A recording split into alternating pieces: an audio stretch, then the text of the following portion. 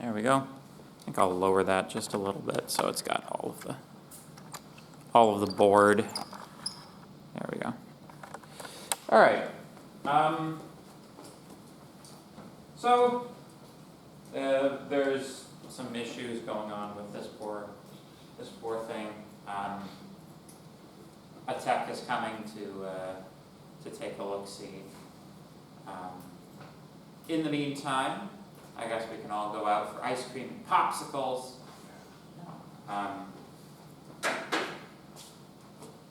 So the topic that we're going to be talking about for the remainder of the class, the remainder of the course actually, is AJAX. Can anybody tell me what AJAX stands for? And no, not one of the heroes of Homer's famous epic, the Iliad. What does AJAX stand for? Someone's looking it up right now. I'll save you the trouble. Asynchronous JavaScript and XML. So, the purpose of an AJAX request is to send a packet to the server from the client via JavaScript. This is a somewhat different matter than the packets we have been sending to the server so far. What are some ways that we've been sending packets to the server so far? Through HTTP? Through the URL address bar? Yes, absolutely. Address bar.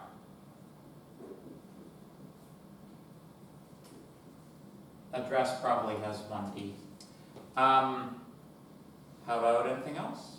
How do we fire off communication to the server? How do we make a request? Clicking links in the page. Clicking links, very good. Hyperlinks, specifically. Anything else?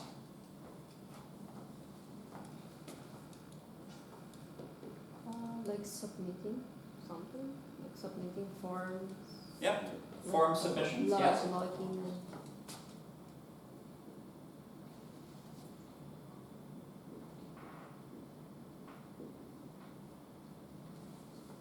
There's another one which is in JavaScript. You can also redirect. You can redirect a page to be a different page by modifying one of the variables in there. There's like something attached to window, I believe, that if you write a URL into it, it has the same effect as following the address bar, but it's fundamentally reloading the page, right? All of these,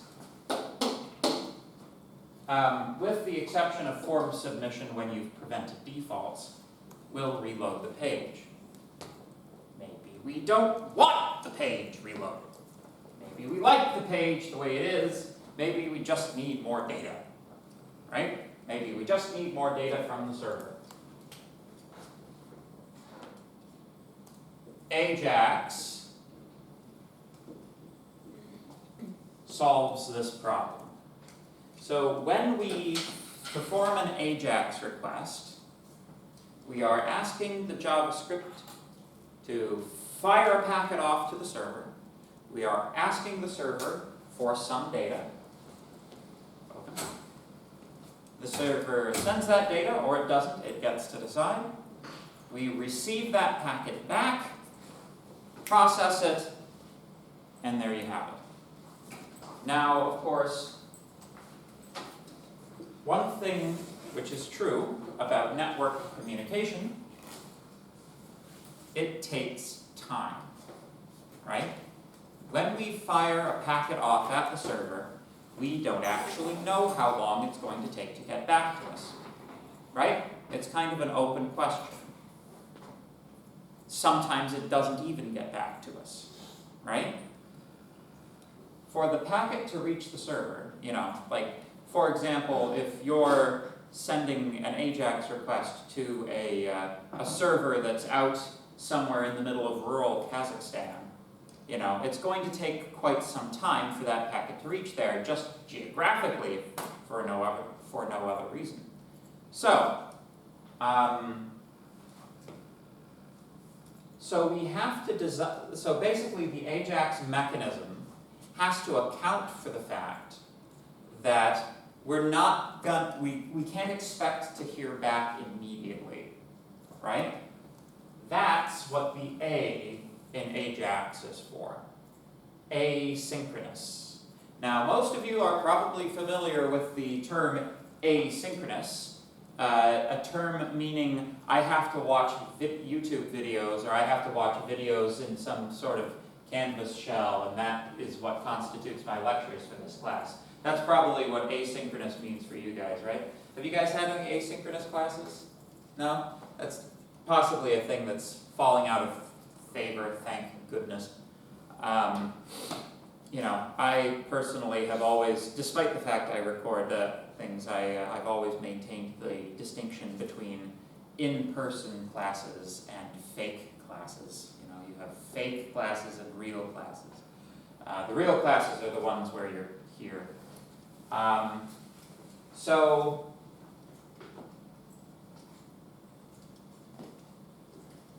So the problem is kind of roughly, what does the program do while it's waiting, right? So essentially, you can imagine it a bit this way, right? Your kind of intuitive implementation of something like AJAX might be, okay, I'll send the packet off, I'll sleep the thread until I hear back, and then I'll fire the thread back up again, right? We'll just have the computer wait until that packet comes back, right? Not so good. If the computer is just waiting to hear back, is it frozen? Is your web page frozen anytime it's asking for a packet back? That doesn't seem great. What if you want to do multiple AJAX? Hi, you're here for the, yeah, thank you. What if you want to do multiple AJAX queries at the same time? You can't have them wait for each other to finish, right? So, the way that AJAX works, this is a very standard pattern for asynchronous operations in computer languages. You have a request, and then you have a callback function, right? So when we send an AJAX request, we are requesting some resource from a server. We then register a function to be executed when we hear back. It is not different in kind from any of the other types of events that we've been working with this semester. That's essentially what we're doing with the humble click event. With a click event, we are registering a function to be executed when somebody clicks. The only difference here, we are registering a function to be executed when we hear back from the server, when our browser receives the response packet back again. Does that make sense? Very good. So let me talk now about the importance of AJAX requests in the modern internet. So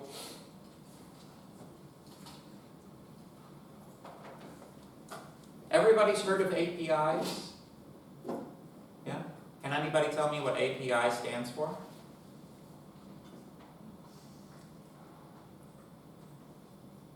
It's kind of just a word you use, right? API, anybody? Interface.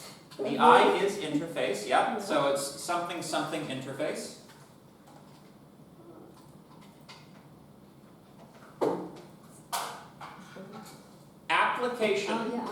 programming interface. So the term API is actually almost too general to be useful. It applies to a lot of different things depending on what subfield you happen to be in inside of computers.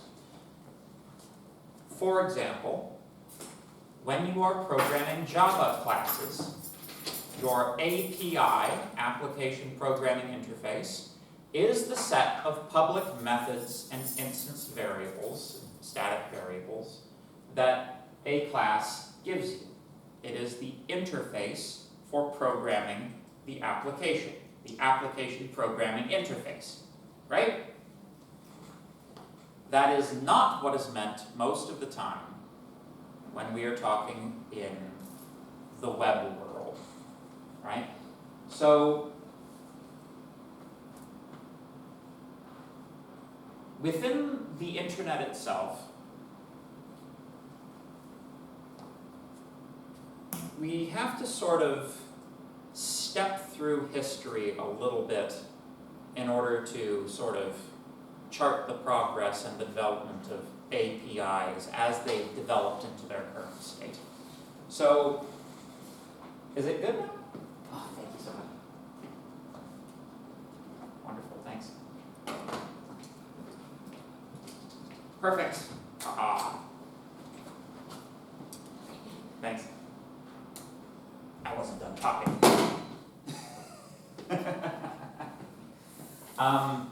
So, what was I talking about? The internet? Ah, yes, the history of the internet. Okay, so, can anybody tell me what HTTP stands for?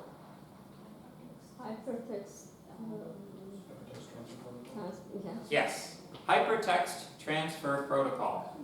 So, transfer protocol, that should be, that should make sense. It's a protocol for transferring hypertext.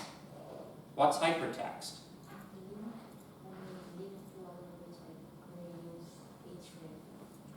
Yes, precisely so. So, hypertext is text containing hyperlinks, right? Now this goes back a little bit to the nomenclature that we used back in the 90s, the 80s and the 90s when these things were being set up. Hyperlinks were different from links, right? These days we call hyperlinks just links because most links are hyperlinks, right? Can anybody guess what the difference is between a link and a hyperlink in the 90s?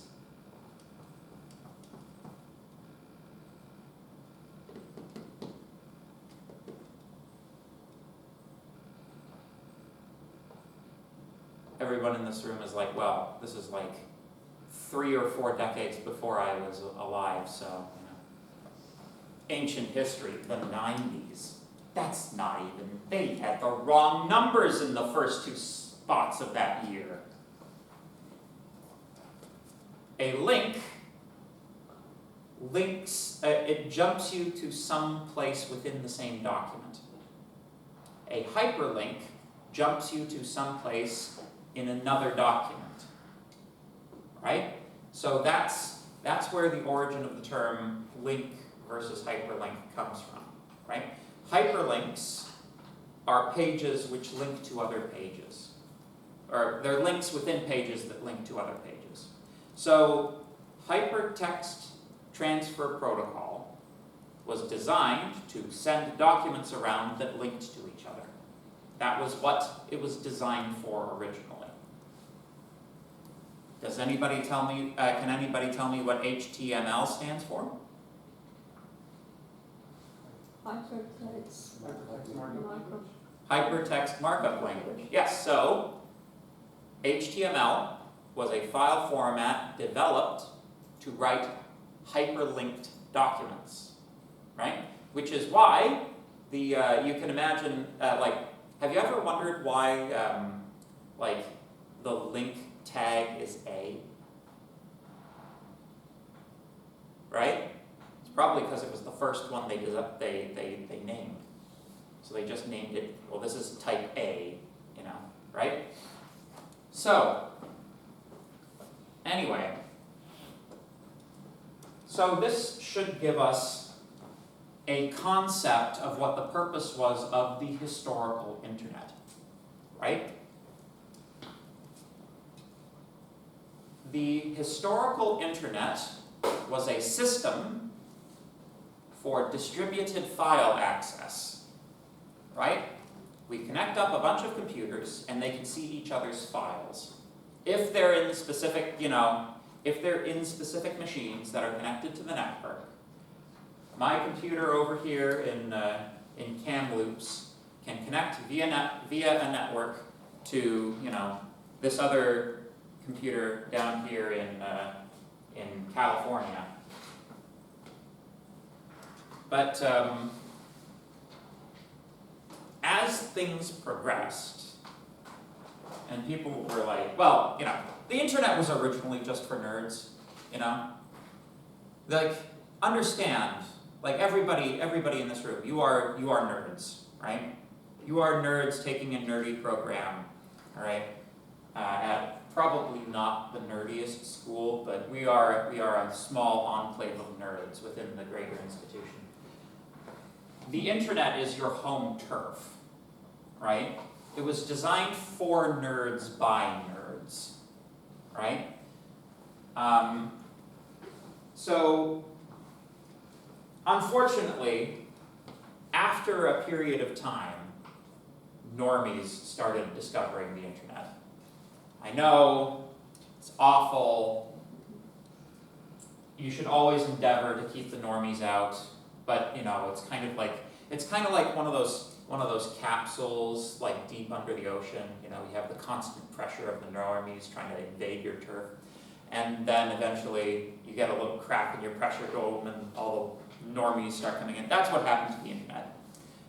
In particular, business people, right? So, but it's kind of our fault as well because we started making it user-friendly, right? So, you know, it's kind of like, oh, normies have standards for how documents look? We'll give them CSS. What's that? Business people want to run online stores? You kind of need programming for that, so let's throw some JavaScript in there. What's JavaScript? Oh, it's about the worst language we've ever designed, but you know, it's just the internet. Nobody really, you know, it's never really going to take off, right? So, you know how JavaScript originated? Oh, come now. You should have been told this in first half. All right, do you know where JavaScript comes from? Well, it doesn't come from Java, right? So, basically, JavaScript took the idea from Java of having a virtual machine that you can plug into something that can execute code, right? So it kind of lifted the idea of having an interpreter. This is not a particularly original idea by this point. Lots of languages are, you know, interpreters are the new hotness in compiler theory, right? So everybody's making an interpreter these days.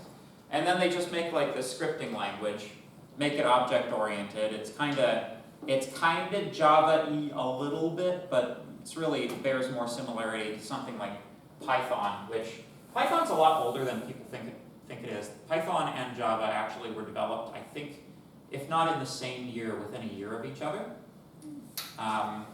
But Java gained popularity very quickly and then died off gradually, and Python took a long time to gain popularity, and then eventually, like, it was adopted as the first language you learn in every program anywhere, and now it's hugely, massively popular. Basically from that fact alone, almost. So yeah, they developed this language. It's pretty awful. Actually, the original prototype, I think I recall hearing or reading that the original prototype for the JavaScript language was developed in 3 days. Yeah, You know the guy who developed JavaScript apologized for it at a conference? That is a true fact. You can look that up. So why is JavaScript called JavaScript? I often say to normies, Java is to JavaScript as car is to carpet. Just marketing. Java was a very popular language at the time, so they sought permission to call it JavaScript, and somehow they obtained it, and that was it. That's how it became named JavaScript. It really has nothing to do with Java at all. Yeah, and then basically the development effort of the last 30 years in JavaScript has been a sequence of increasingly complex plastering of lipstick on that particular pig. It's actually quite amazing all of the innovations that Google has come up with in their V8 JavaScript compiler, which is the one attached to Chrome. It's actually quite amazing that they can do that with JavaScript, considering it's JavaScript. Like, it's not even an interpreter anymore. It's a just-in-time compiler, which is interesting. But anyway,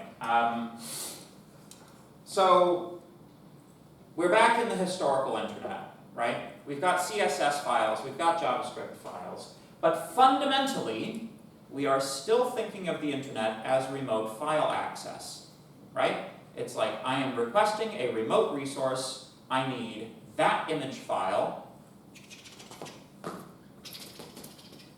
Literally takes like 5 to 10 minutes to to load in those days.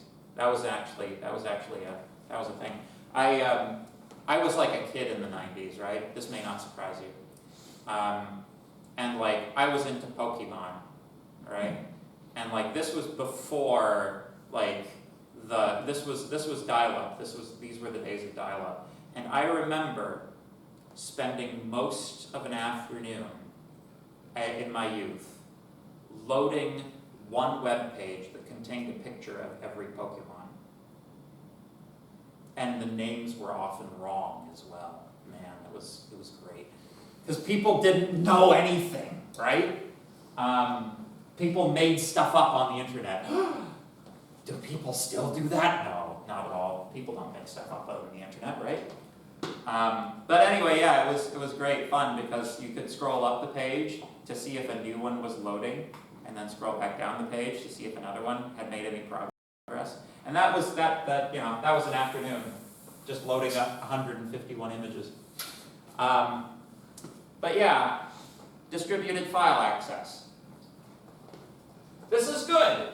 Distributed file access, you can get quite a ways with that, right?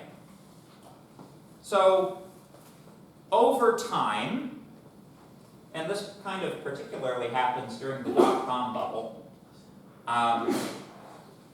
people are like, ooh, online businesses. We can run a business on the internet. A business on the internet. You say, oh, it'll never work. No, say all the business people. We can pour money into the internet. We can develop online stores. It's like, what can you buy on the internet? You cannot go to the internet and buy bread, milk, or eggs. What on earth is it? Well, guys, you can have something shipped to you, requested through the internet. But we have catalogs for that. Why would you need the internet when you have catalogs, like the Sears catalog? This is the era that we were living in back then. So yeah, online business, it's like, oh, now there's money involved. Now serious people are getting paid to develop software for the internet.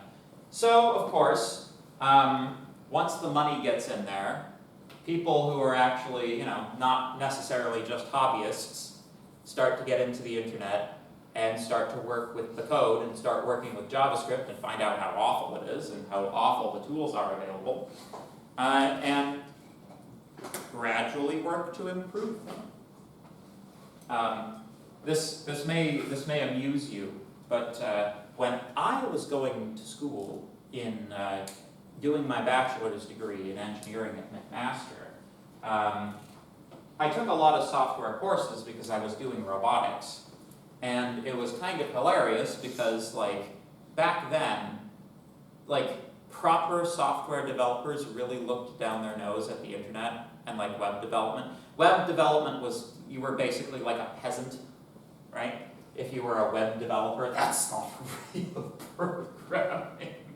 What are you mucking around in the filth with the business majors for, right? That's the sort of attitude that was prevalent in the universities around, well, yeah, I'll tell you how it was. Around, 2008, that was the attitude. And then, of course, the iPhone is developed and destroys everything. And then, of course, the internet has social media. Suddenly, like, you can't even find the nerds for all the normies on the internet anymore. And suddenly, oh, the internet's actually a serious thing now. We need some serious tools to develop on the internet. So basically, all of these good software developers who are, highly expert, highly paid people, take a look at the internet infrastructure and say to themselves, this would be a lot better if it used the good innovations that we've come up with in software over the last 20 years. So, they start introducing programming concepts. One of those is the concept of the API. So, the general shift, and this has basically been the story of the last decade on the internet, is a shift away from thinking of the internet as distributed file access toward thinking of it as I am calling functions on someone's server, right? This is the birth of the web API, right? So when we say web API, we mean something a bit different than when we're talking about APIs in other contexts. The medium of transfer of data is humble HTTPS, right? We are using request packets and response packets as our way of calling functions on a remote server. Does that make sense? So far, so good? So this is kind of where we've ended up.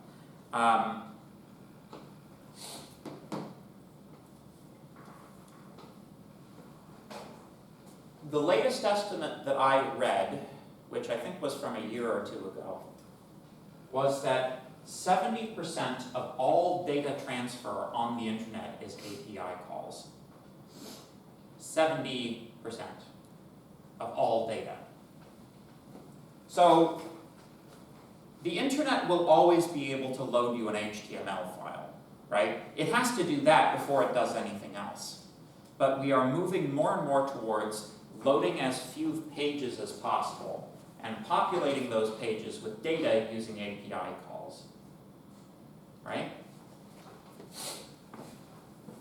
So let me give you an example. Let's say that you have your social media feed, right? How far can you scroll before you have to reload the page?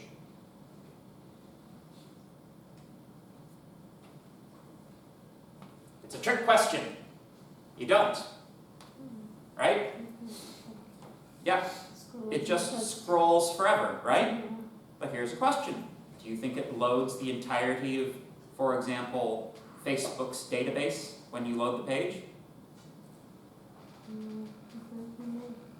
Yeah, not bloody likely. So what you're actually viewing on a social media feed like that, what you're actually viewing is a view of the database that's probably about 20 or 30 entries long, right?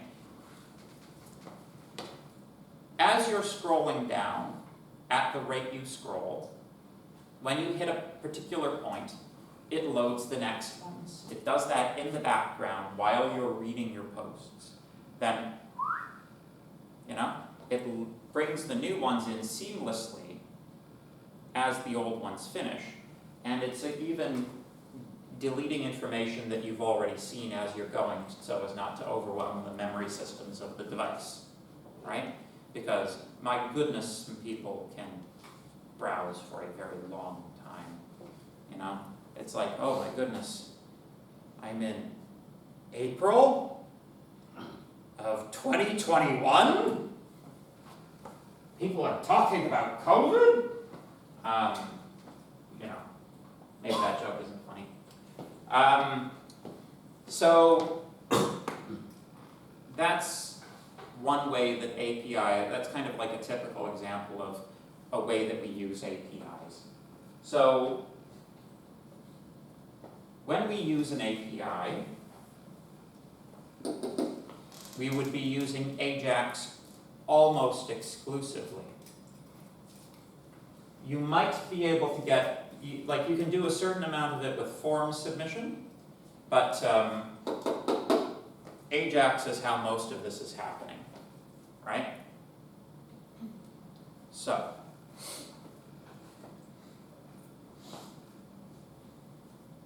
before we get into AJAX requests themselves, we should talk a little bit about how data is transferred. So,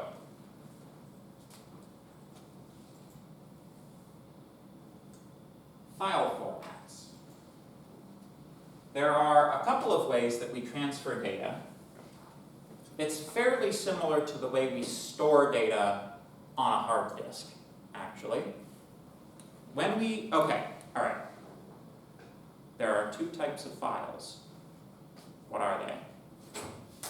All file extensions can be categorized according to these two types. Come on.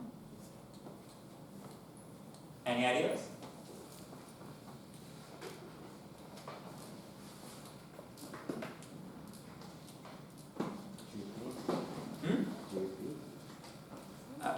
All files stored on your hard disk are stored in one of two formats.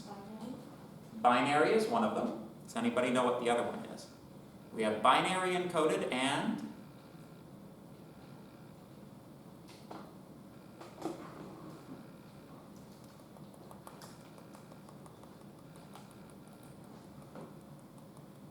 starts with a C. CH.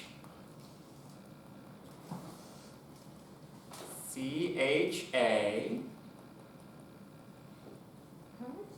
Character encoded, yes. So we've got generally two ways to store information. Binary encoded and character encoded. Binary information, anybody care to guess what file extensions are binary encoded, generally speaking? I assume executables probably are binary? Certainly executables are binary encoded, yes. Anything else?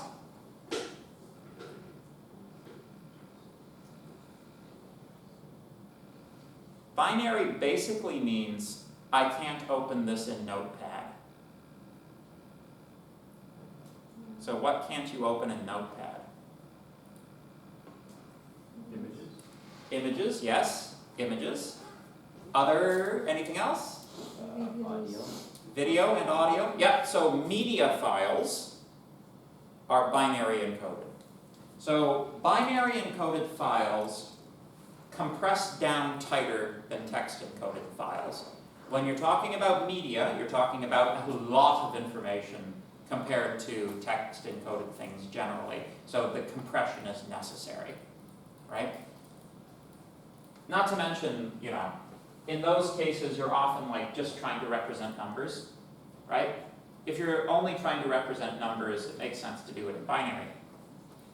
Examples of text encoded files, everything else. HTML documents, JavaScript documents, CSS documents, .txt files, .java files. Interestingly enough, Microsoft Office files are binary encoded, but they're binary encoded, but once you decode them, they're actually XML files. So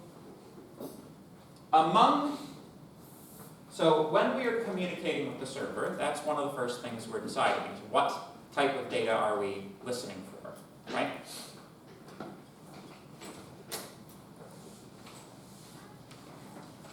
Good morning.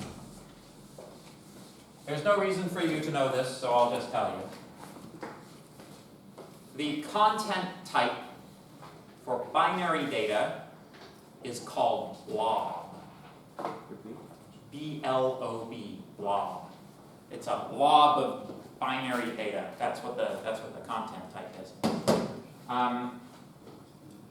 In our case, though, most of what we will be doing is sending around text data. There are three formats that I need you to know. One is, well, just text, right? Just plain text. Plain text is actually what it's often called. Plain text. Hopefully, does everybody understands what plain text is? Okay, good. Because goodness gracious me, when I ask my colleagues, could you please, when you contribute some questions to the exam, would you mind giving them to me in plain text? It's like Word document city. Word documents are not plain text, right? Plain text means the contents of the file are just the characters that constitute the document itself. It means there's no file format. It's just a text encoded piece of file, right? Plain text, .txt files generally. CSV, does anybody know what CSV stands for? Comma separated value. Is that what you were going to say? No? What were you going to say? No, Yeah. Comma separated and what is stood for V? Yeah, comma separated value.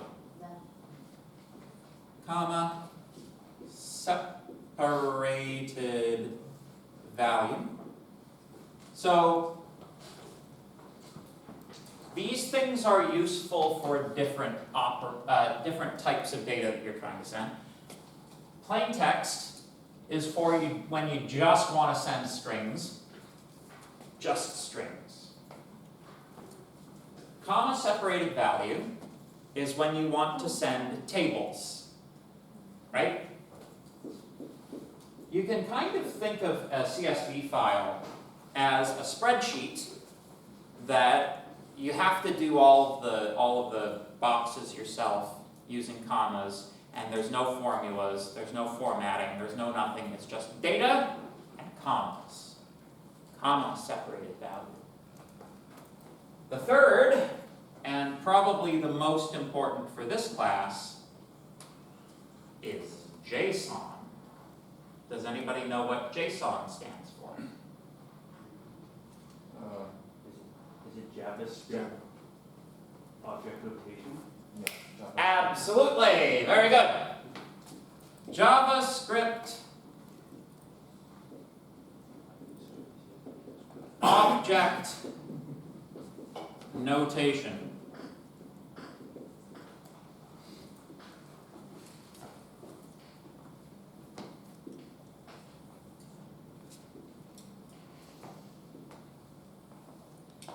In general,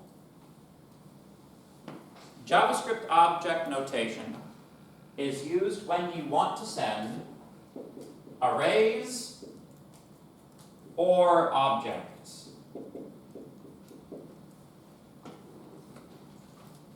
So, objects, but objects in the JavaScript sense, which is to say not actually objects at all, but the JavaScript object bears more close resemblance to the Python dictionary or the Java, what's it called? it's like a array map or something, list map. I forget what it's called in Java. Does anybody know what? Hash map? Hash map, that's it, yeah. The hash map in Java, that's a closer approximation of how objects work in JavaScript. The only difference is in JavaScript you can attach methods to them. But of course, you can't attach methods to JSON. So JSON strips out all of the methods and gives you just the data, and you transfer that. And that's how JavaScript object notation works. So,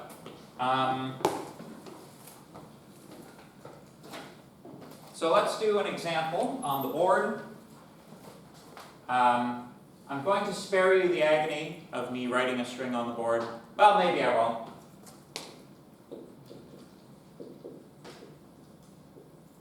Ha! There you go. String data, text file. Very good. Moving on. Let's talk about CSV. CSV is actually a fairly common format for transferring data between applications. You'll find a lot of the time, like for my, not to talk about me all the time, but for Canvas, when I'm trying to finalize your final grades at the end of the semester, I can export my gradebook as a CSV file. I export it as CSV, then I take it and I load it into my spreadsheet program, and then I put in all of my special fancy formulas that means that everybody passes. No, that's not what my formulas do. So what does comma separated value look like? Well, if this is your file, it looks like this.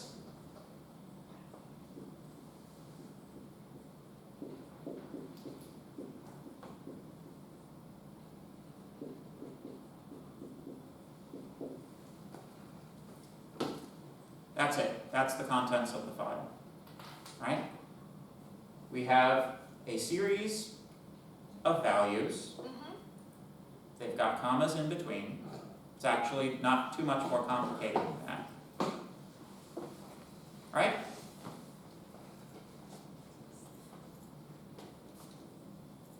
They can also have a header row.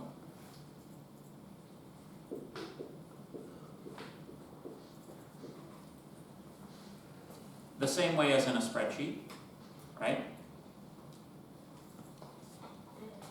It's actually technically possible to have separators that are not commas. Valid separators for a CSV file include commas, semicolons, vertical bars, and sometimes even space. Most engines which parse a CSV file will either ask you what the separator is, defaults to comma, but you'll have the option of specifying what the separator is, or it's intelligent enough to pick it up itself.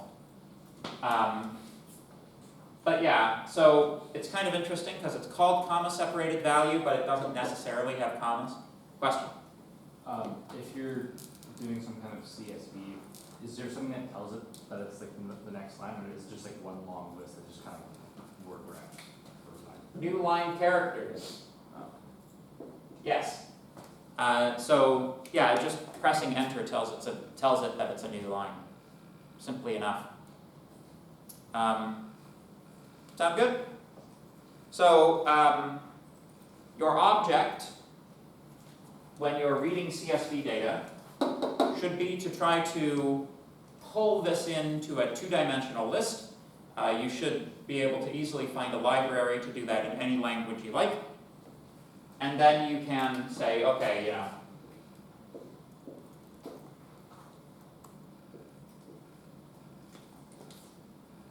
entry 2 is this one, that type of thing, right? Alternatively, you can have it so that this header row produces a something resembling a JavaScript object, PHP associative array, Python dictionary, or Java hash map. You can have something that says, you know, W gets 1, X gets 2, Y gets 3, Z gets 4, right? And then you'd have an array of those for each record. That's also possible. That's another option that you can figure when you're trying to read these things. Does this make sense? Any questions about CSV files?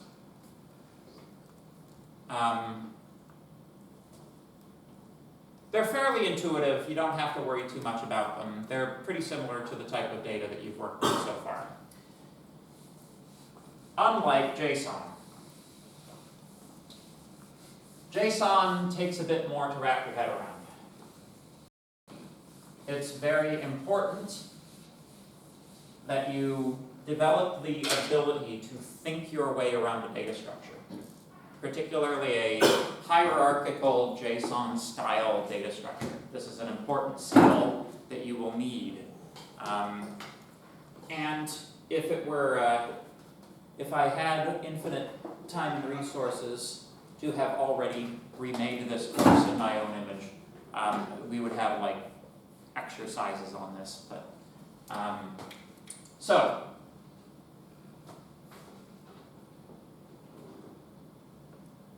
let's define what a JSON is. So a JSON is a hierarchical structure. HTML is also a hierarchical structure. That just means that things contain other things, and that there's one thing at the top, right? So at the top level, a JSON piece of JSON data, a JSON file, has to be a thing that can contain other things, of which there are two types. You have square braces, arrays, /lists, and coming in with curly braces, we have objects, /dictionaries.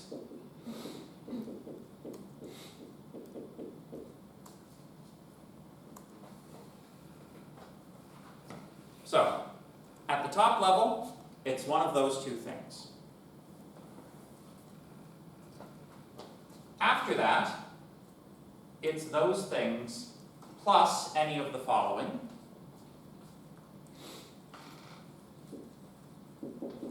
Integers, doubles, /float. By the way, was this the class where, I forget, do you guys know what double stands for? Did I tell you that? Yeah, good, good. Booleans.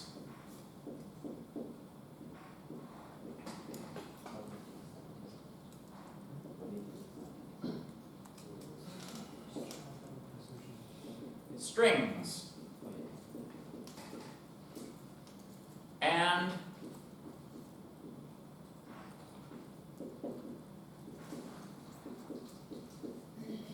null, which is the void literal. So, for example, let us make a JSON structure which gives us information about, I don't know, pick something. Pick something to have that we can put information down about. Anybody? Yes? A car, I guess? A car, sure.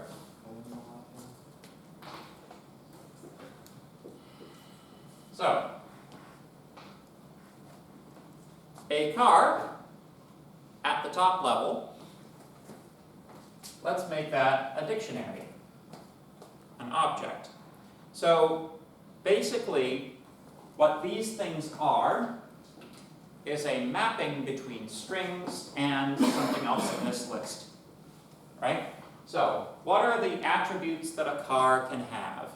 Color, Color, model, sure. brand. Color, something else? Model, brand, Model, brand, wheels. I think that's good for now. That's good for now. So let's say that, what color do we want? Red. Color, red. Model? Or actually, manufacturer first, and then we'll pick the model.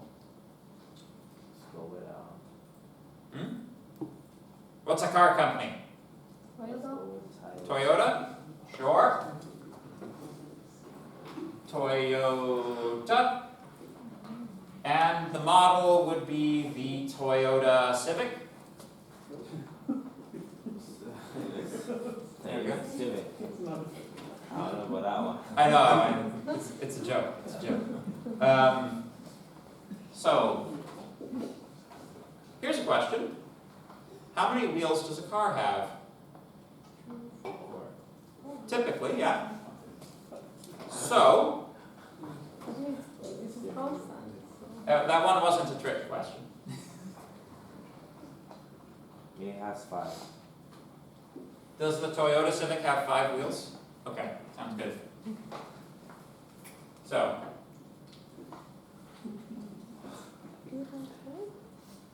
we have this field pointing to an array, right? That array containing 5 wheels. Each of these wheels can be further represented by another thing like that. For example, an object, right? So, brand.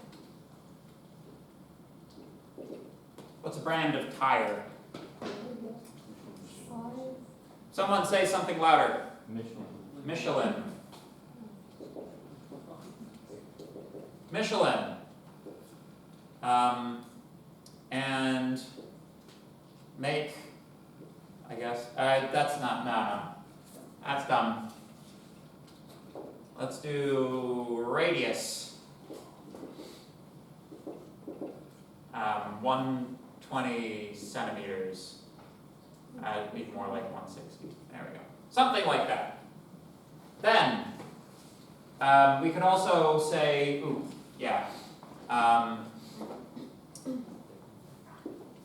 or just 120. That makes it an integer, right?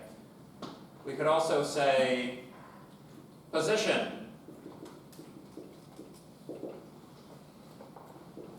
Left front, for example. Next, what's a brand of tire? Ridgestone? Bridgestone.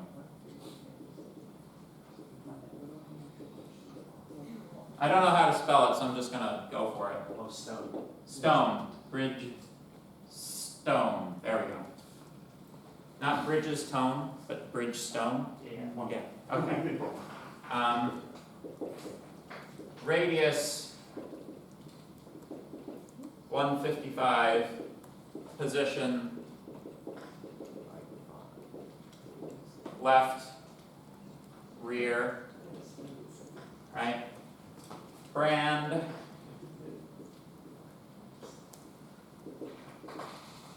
What's another brand of tire?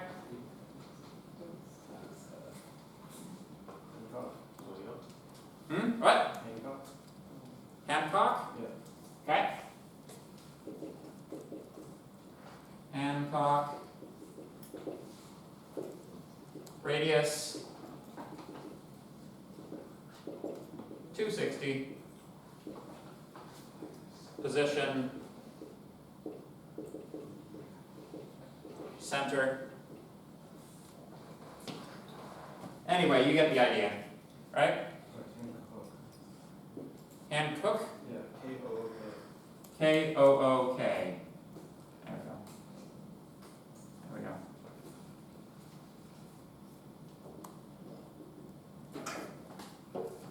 I think we kind of get the idea, right?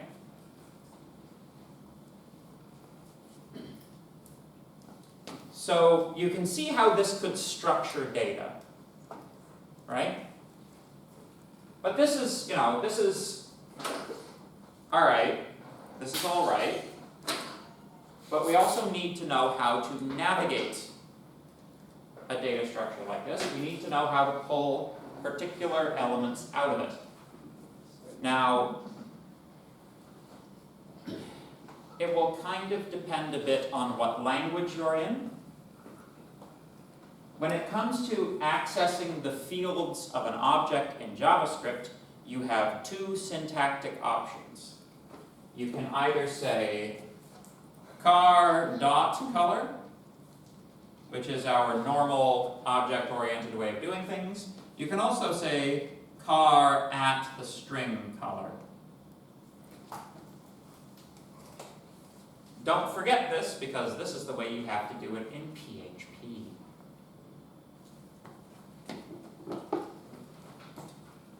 So, let's say, for example, I wanted that piece of information.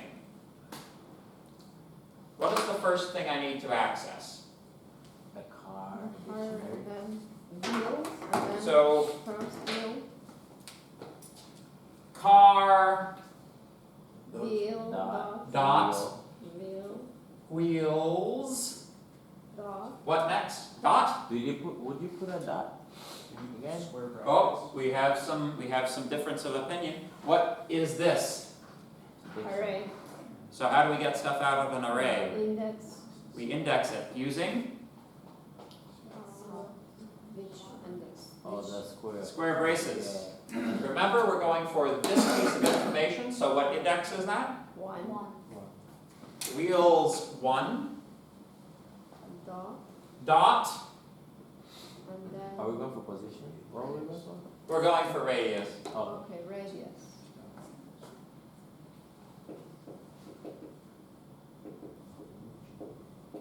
Correct. That would be how you access this piece of information within that data structure. You have to get used to the idea of stepping down through the data structure from the top level down to the bottom to access the data that you're trying to access. Right? When you folks get into server-side programming, this type of thing is very, very, very, very common. The Ajax topic in general is meant as a bridge into server-side, right? We're gonna see a little bit of PHP today even. I'll show you a hello world. It's very exciting, except then it's PHP, so it's exciting, but it's also like, makes you feel bad inside, like eating too much cake. So, no question. yes, If you didn't put the dot radius, what would show up? if I didn't put dot radius, that's a good question.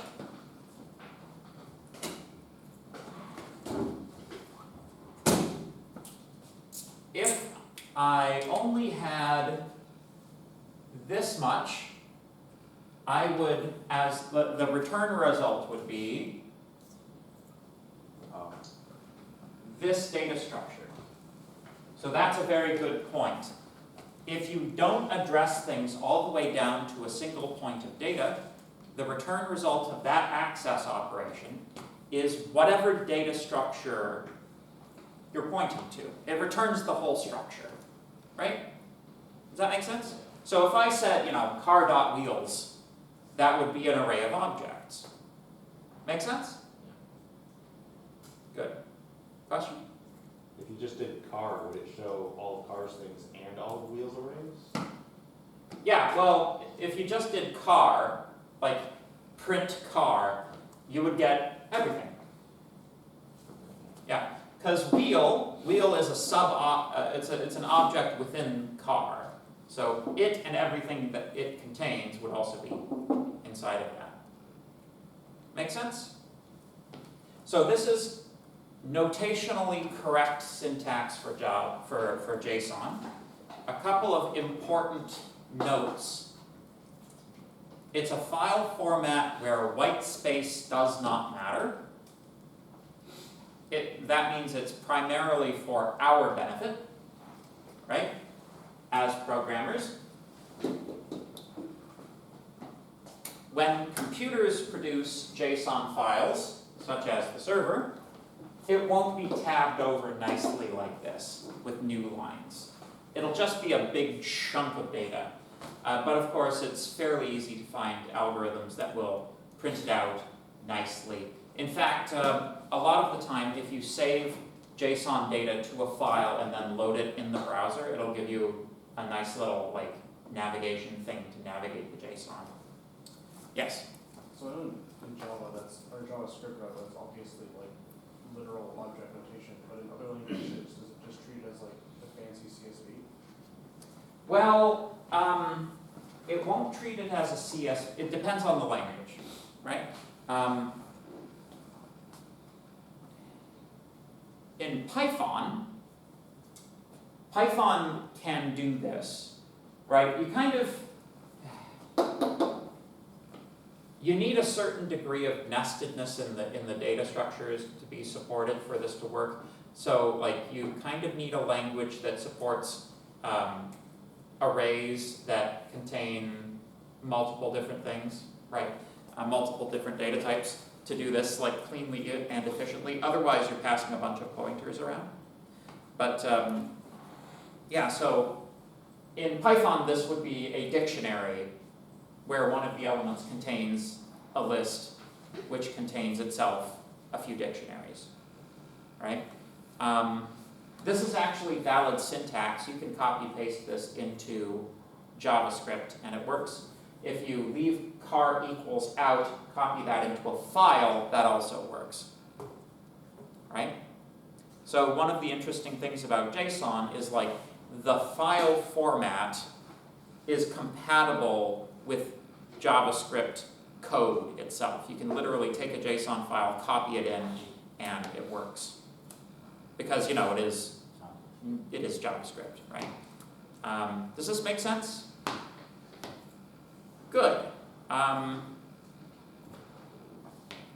does Good. this look on? You want to do an example on the computer? Yeah, let's do it.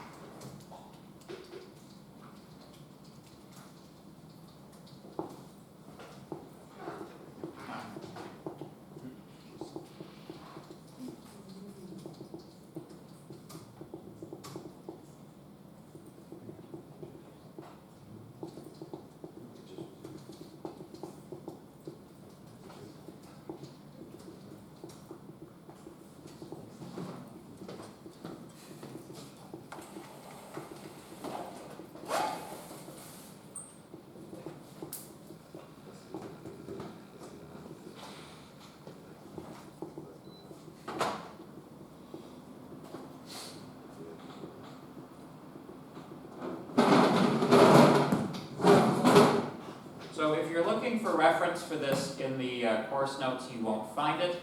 I am adding this to the course basically on the observation that by the time people get to server side, they need to have already known this and they don't, so that's why I'm giving it to you now. So, let's see here.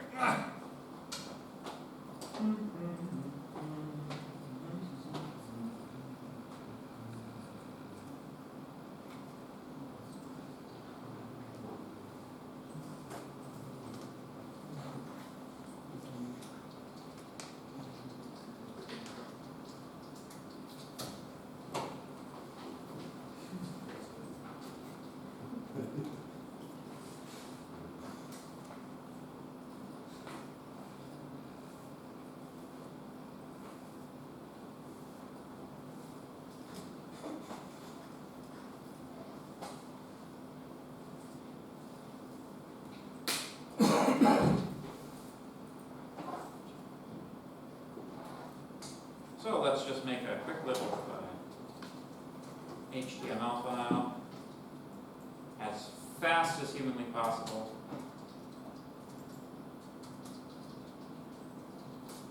We're going to be playing with the console mostly, so. Script.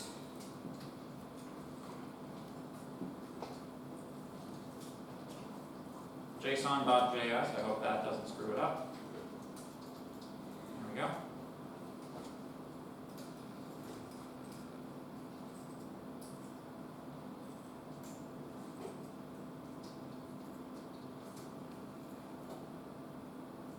And a new file. Save that as JSON.js. So, let's define a JSON. Let's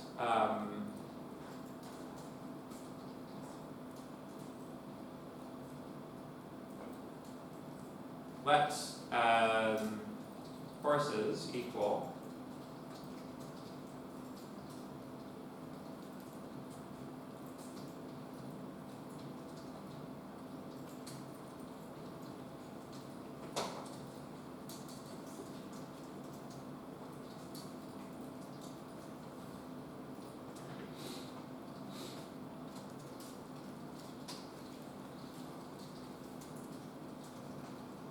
course code.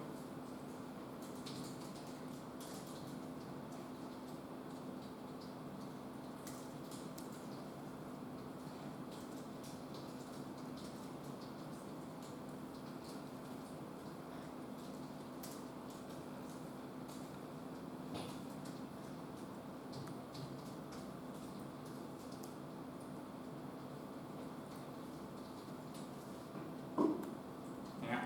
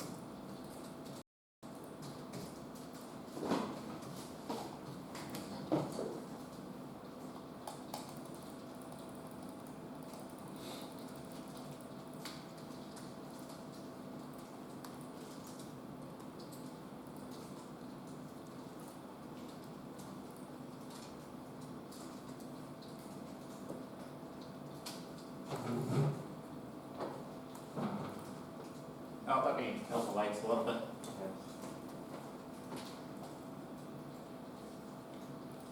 Yeah, that's much better. Yeah.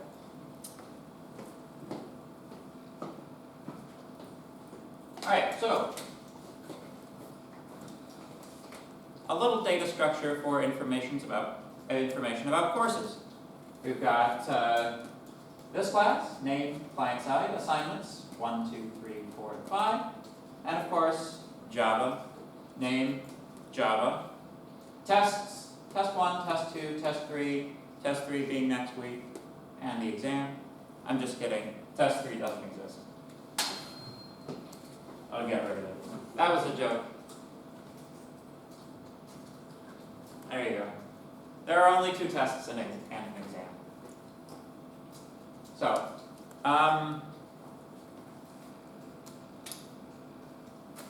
brief stylistic note. this is kind of like a me thing, putting the commas on this side. That's like, sometimes people make fun of me for doing this actually, but I think it looks much better and much more clear than putting the commas at the end, and you'll never forget one. You'll never forget a comma if you do that. So, this is my gift to you, superior syntax for doing out lists like this. This is actually a trick I picked up from a programming language called Haskell. It's an extremely abstruse language used primarily by academics, such as myself. So, but you see how it's going, right? At the top level, we've got the array. Within that, we have objects, and within that, we've got a couple of things. Now, an interesting thing to note. Unlike CSV files, which kind of require you to have something for every column, or at least put a nothing where there's, use that space and put nothing there. With JSON, the structure can be completely different between each of these different things, right? There's really nothing holding a JSON together aside from, goodwill and friendship. There's no way of enforcing a standard way of doing a JSON out, right? So, you'll notice, this course has an assignments field but no tests field. This course has a tests field but no assignments field, right? It's still valid JSON. It doesn't have to be symmetrical like that. So, let's load her up. Save.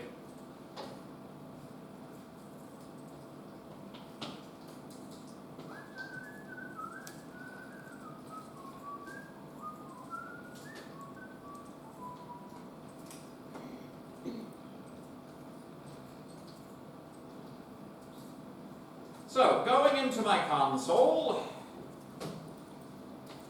I have courses defined.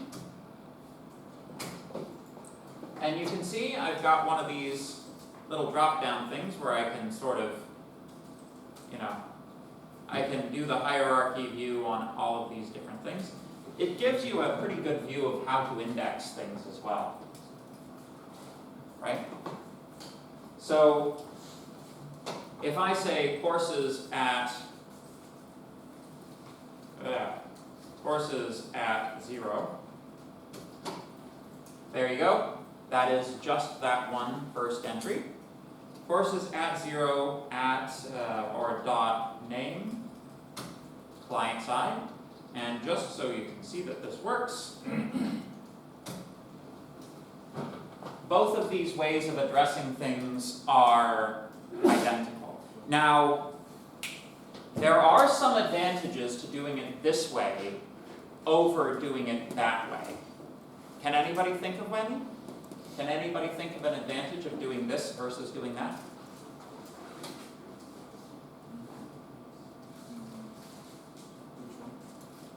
This one.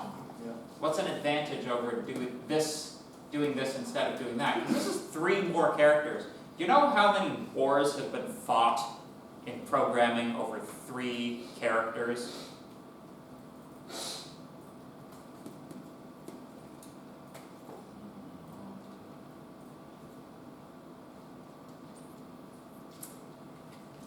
That doesn't happen. More specific?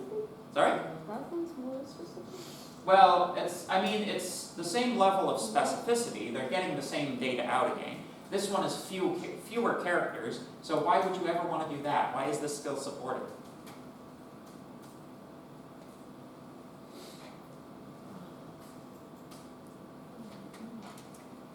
That doesn't have to be a literal. That could be a variable, right?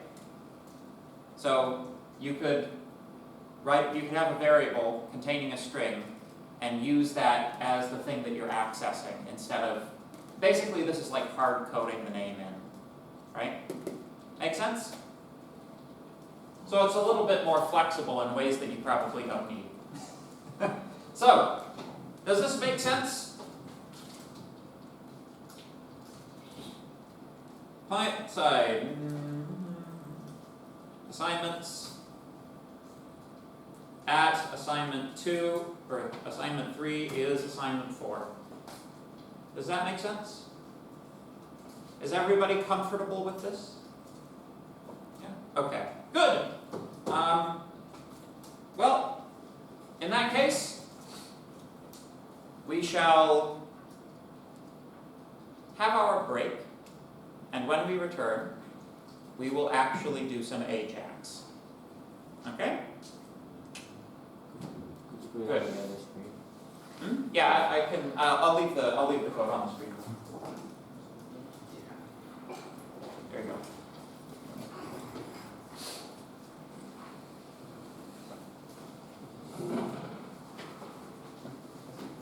I warn you though, we're going to have to use terminal. Things are going to get pretty Linuxy.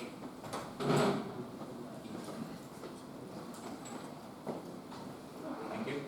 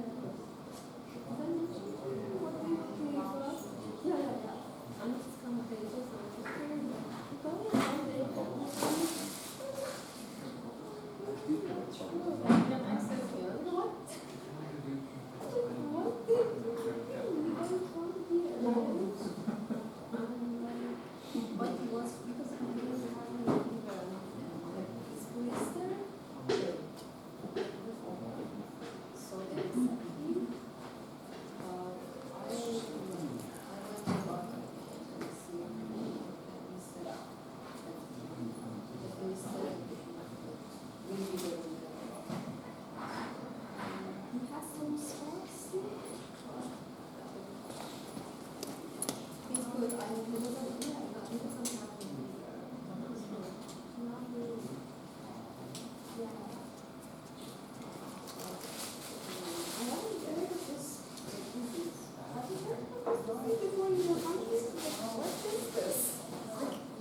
know. And I started and then I found okay, it's like, it's not that bad. Oh, like, he got like the money for it, but the worst one, like, check on the internet.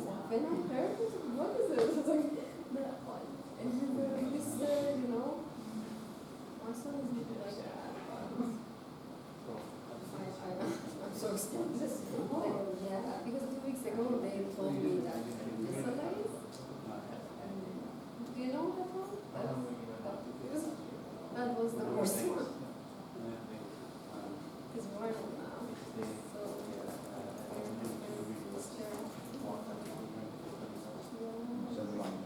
not yet. I just paused. You know, you did it 25 years, so I guess maybe you got very good mark. I don't know.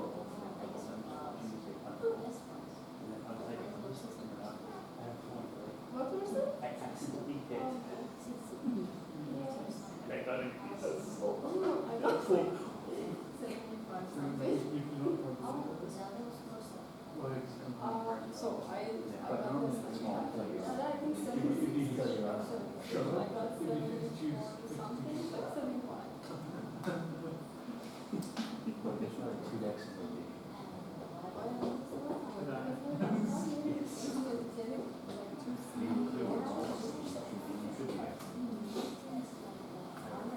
Yeah, exactly. Exactly. It's like he complex all of the options and like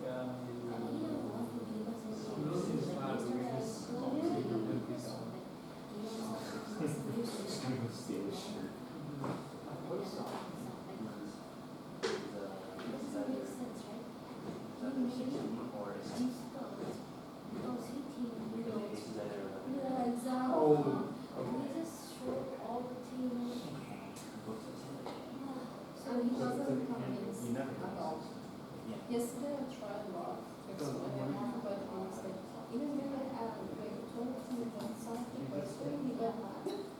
Like, you have to study, you know, but I'm 100% sure some of the question, there's no answer. Yeah, exactly. There's no answer on them. And I just randomly choose one of them. Like, how? We do think, we see. Put it all. He doesn't show us anything. He No, just- the Monday. Yeah, but he doesn't show us like, just, as he mentioned. No. So for either we. I don't know. Like, he's just telling us, okay, this question you did it wrong. The correct answer would be this. Yeah. Yeah, I just want to see, like, what are the questions? Re-vetted. Because I don't even need this much. If I do that, I can. And you know, I was like, Hari, I don't know, should we do it? Like, there is, like, mid time, like, 5 minutes to finish. So I hate this thing. I hate this thing. Like, some of the questions, This should be That question, there's no answer. Yeah. I spent like 5 minutes to understand where is the answer. for first 2 or 3 questions, I spent like 20 minutes, and then I was in hurry. I'm not from the money. Because I was like, oh no, I finished moving fast. Like, does it all, you're not even. I think I am the one who finished. Mine says I'm not.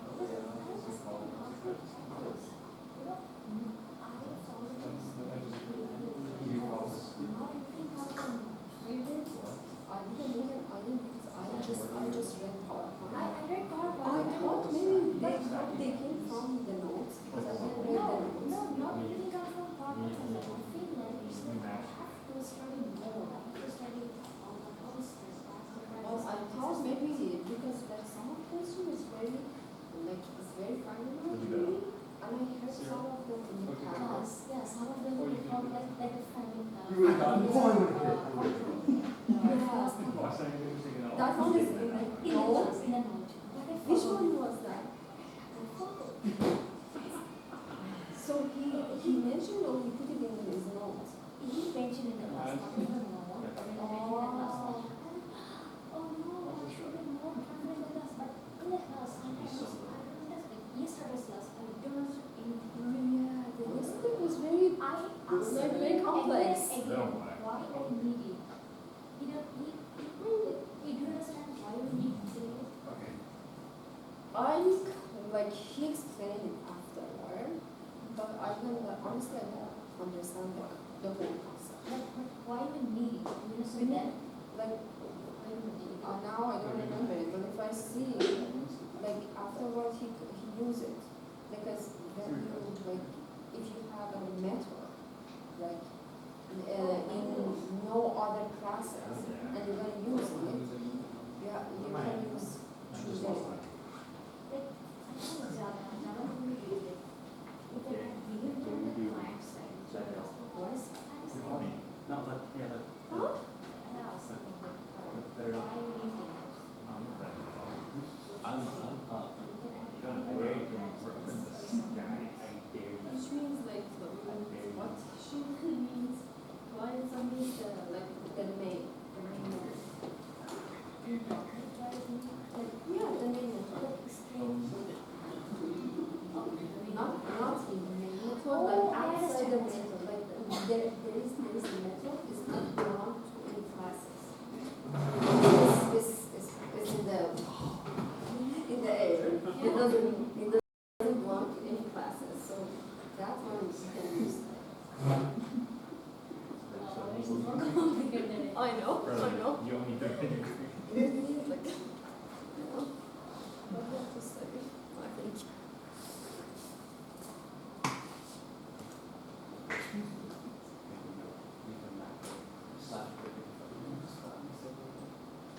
I have a question about the assignment. Two keyboard events, okay? And the responsiveness, like, it should be responsive, like the whole page, because, Oh, you mean like Bootstrap and stuff? no, like in mobile screen. Don't worry about that for this one. Okay. Yeah. And do you know, like, I have a question about the box, because you mentioned in the assignment, there's no box. Like, what kind of box I have to look for? Let me pull up the assignment. Okay.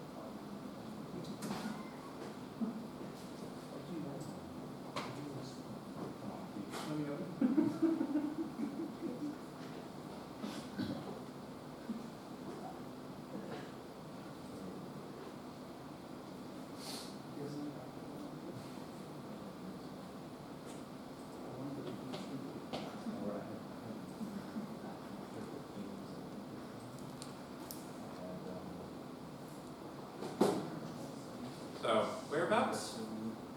Like the requirement, like here I think, box. Box. Well, maybe I'll just search it.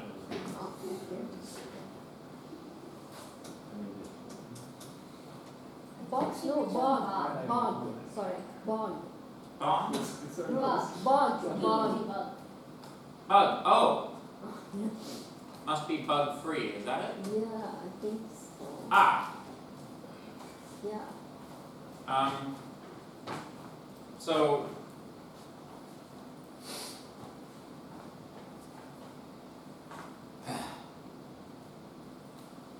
Bug free is a very high, like, Wow. standard to meet for a program of this complexity. When I'm talking about meeting this requirement, certainly no errors right? Yeah. Any errors that occur in the console, you'll lose marks. Probably your game won't function very well at that point anyway, so you probably, whether you're losing marks over the error message or the fact your game is broken, it's kind of the same problem. Two symptoms of the same cause, right? No bugs is like, it's a little bit trickier, to pinpoint that one. Like It's in terms sometimes, of- sorry? in terms of like heat and collision, like Yeah, I'm not even necessarily concerned with that, right? It's like, when you're developing a game, some bugs you fix, other bugs you kind of turn into features, right? And like, yeah, it's kind of funny, but that's actually what you do, right? It's like, oh, this thing is, okay, all right. What is a bug? I know I always have to pull it into a philosophical discussion, but like, what is a bug? Malfunction? It's a fail case, it's a, what did you say? Malfunction? A command function? Malfunction. Malfunction, yes. So, this is what a bug is, right? It is a mismatch between how you expect the program or the game to perform and how it actually performs, right? That's a pretty loose definition, but that is actually the definition of a bug. I expect it to do this, but it does this other thing instead. When I go in to look at your program, I do not go in with your expectations about how the game is supposed to run. So you may think of things as being bugs, but I don't necessarily think of them as being bugs, right? Basically, like my expectations for what your programs will do for assignment 4 is pretty low. I expect, like, for example, player control works. And what I mean by that is like, if you're supposed to jump when you press the up arrow, then up arrow causes you to jump, right?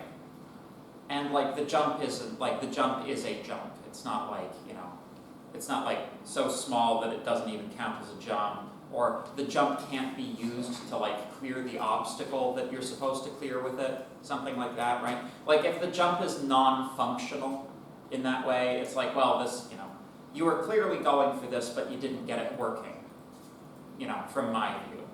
But like, for you, a bug might be something like,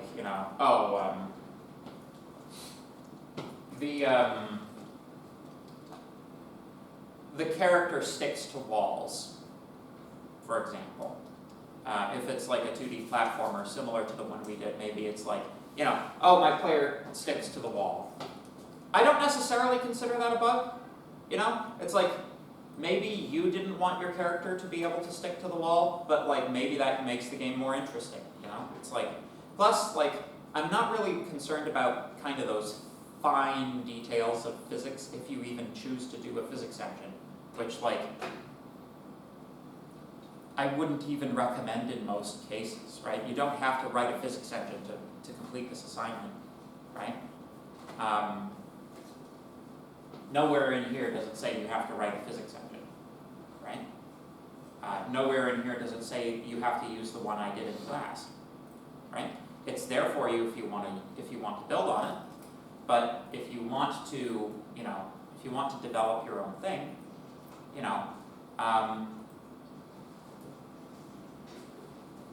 something as simple as like a circle, which you can click on, which moves to a different part of the screen when you click on it, like and animates there, and like does something like flash or something when you mouse over it, and you have like a score counter and a control to modify the color of the dot, that meets the requirements for this assignment, right?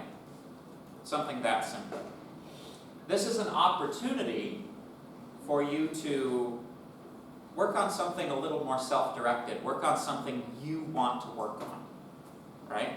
But if you have to like kind of crash out to a lower level of what it was you were planning, that's totally fine. As long as it meets the basic requirements, you'll do fine. This is the kind of assignment, like last semester, there were bonus marks in plentitude for people who got impressive things working. So if we have a player that this player shoot and go back like right and left, if like the player then like click the right, if the player cannot shoot at the same time, is it this? Is it No, that's wrong? fine. That's fine. Yeah. There are lots of games which have fairly restricted shooting mechanics, right? Like in a lot of old arcade games, you only get one bullet on screen at once. You know? But, yeah, no. I think you might be overthinking it. It's like Yeah. If you want to show me the work that you've done so far, I think after class. okay. Yeah. But after class, I'd be happy to take a look. Are there any other? Does anybody else have anything to say about assignment 4? I have just one thing to ask, it says like we can make HTML tutorial. So like I was wondering what kind of tutorial? Like is it like video tutorial? What is it? I don't understand it. Well, it would need to be interactive, right? So like, I don't know. Just off the top of my head, a flip card game. You know, it's like okay, maybe it's like a memory match game, except instead of like pictures of daisies and butterflies on the other sides of the cards, it's like opening tag, match to closing tag for HTML. I don't know. It's it doesn't mean a tutorial video. Yeah. And honestly, I think that's a terrible idea, and literally not one person I've ever graded for this assignment has ever gone with that one. So, yeah, because it's actually kind of hard to do that, you know. I don't know. There's this weird thing that like, well, I guess it's not completely weird, but like, you may detect at points, particularly in tech writing. Have you guys been taking tech writing? Unfortunately, they say. There's this kind of streak that runs through it that like you should be like slightly trained to teach people how to do stuff, right? The reasoning behind that is that if you are in the software support stream, that's what you will, in theory, be doing as like a IT help desk type person, is instructing people on how to solve a technical issue, right? Whether that has anything whatsoever to do with Bloom's taxonomy is another issue. Do they still do Bloom's taxonomy in tech writing? No? Okay, well at one point they did. What do they do in tech writing these days? Just writing? Well, there you go. Making videos? That's useful. Knowing how to make a video is useful. So, any questions? What video editor did they tell you to use a video editor? No? Like we can use what we want. Yeah? Like we have to make tutorial. You want a recommendation for a video editor that's free?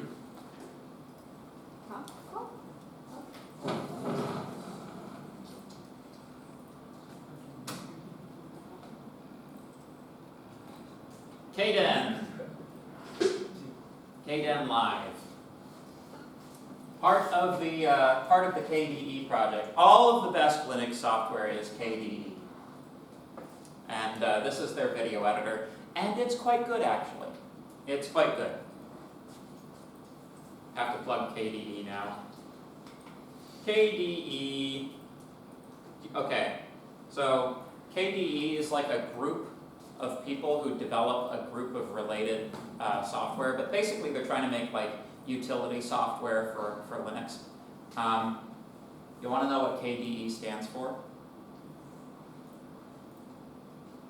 Cool Desktop Environment. The K stands for cool. Yeah. Anyway.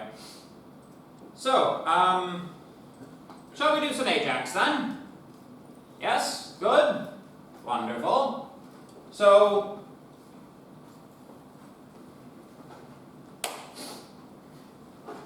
we are now prepping our ship, loading our supplies, trimming our sails, hoisting the mainstay, for we are about to sail out of the sheltered harbor of that which you can do only on your own machine. We must now start talking to a server. We need to dip our toes into the water of server-side programming. Now, there are two ways of doing this. When you take server-side programming next semester, we will make extensive use of a program called XAMPP. XAMPP is a program which allows you to simulate a server on your own local machine. So you can connect to it the same way that you would connect, the same way that you would do this basically. It sets up a server on localhost. But since everybody knows how to log into PuTTY, everybody knows how to log into PuTTY, right? We're going to do things through PuTTY, and we're going to do things on CS Unix, because Lord knows the thing doesn't get enough exercise, poor thing.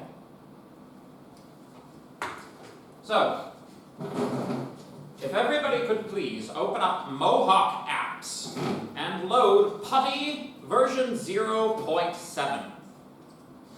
I think PuTTY has been on version 0.7 for the last 25 years.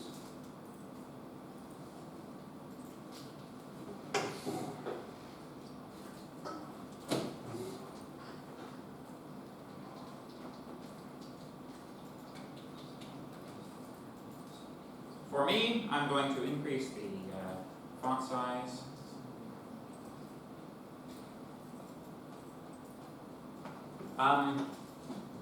You folks in the back, is this text legible? Good. I can also make it bold, so it stands out more.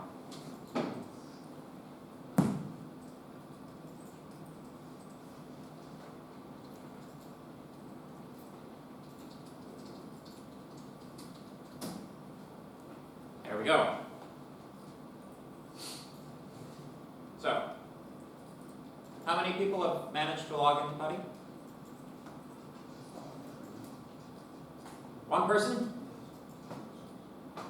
Okay, what do you guys need to be logged in to follow along, so login credentials are the same as for WinSCP.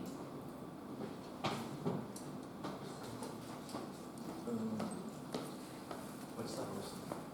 csunix.mohawkcollege.ca. csunix.mohawkcollege.ca.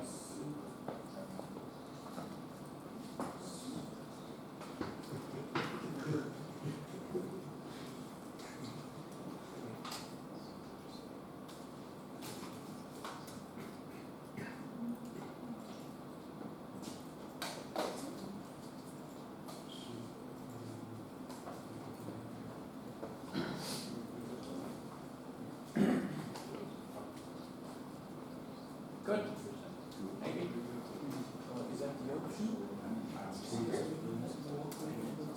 Open? Yes. Now, lowercase s, lowercase a, and then your student number, and then your password. Hands up if you're logged in. .ca and open. Lowercase s, lowercase a, your student number. Enter. And now your password. How many people are successfully logged in? Good, good, good, good, good, good. Still working on it.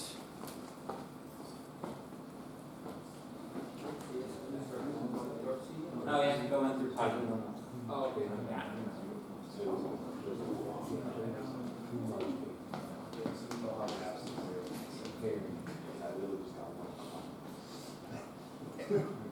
Oh,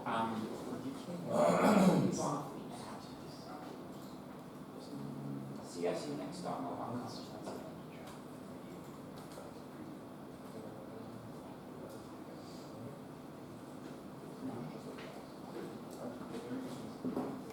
Good, good, good.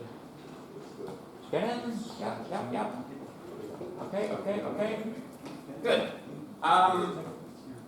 So,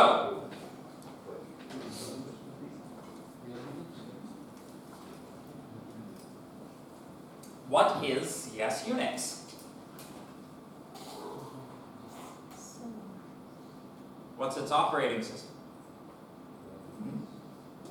Linux is a family of operating systems. Can you be more specific?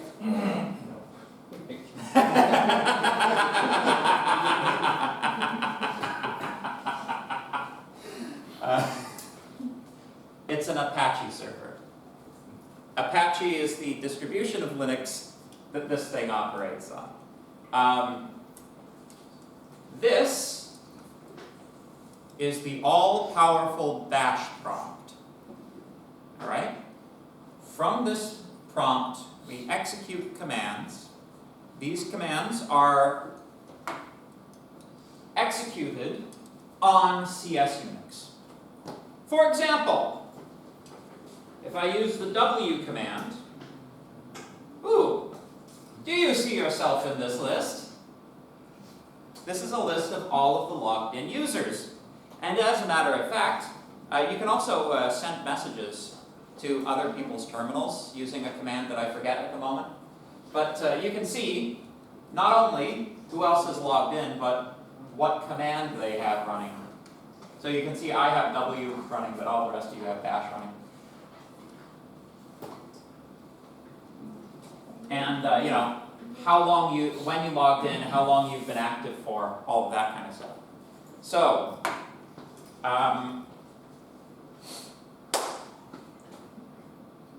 let's cover some very basic commands. All right? Your first bash command, well, your second bash command, ls. ls lists the contents of the current directory. When you log in, you are inside of your home directory, right? It is the root directory of all of the files that you have on your account on CS Unix. This public HTML is a folder. Unfortunately, the color coding doesn't come through. Folders are usually blue, executables are usually green. There might be a setting for that we haven't done, but ls-la gives you a detailed view, including last date of modification, including all hidden files. So we can see that public HTML is a directory because it's got a D right there. Directory. These are your file permissions. So, public HTML. Does anybody remember anything about public HTML? What purpose does it serve in your account? Yes? And in our assignments? Yes. Everything inside of public HTML is on the internet. Right? inside of public HTML, anything you put in there is on the actual publicly accessible internet, right? Inside of there, we have a private folder, which requires a password to access, right? But this public HTML thing here, that is actually just public on the internet, anything you put in there. Yes? What's the 15 in the second column? What's this thing? Yeah, that's 15. I forget what that thing is. This is file size, I'm pretty sure. Yeah, I forget.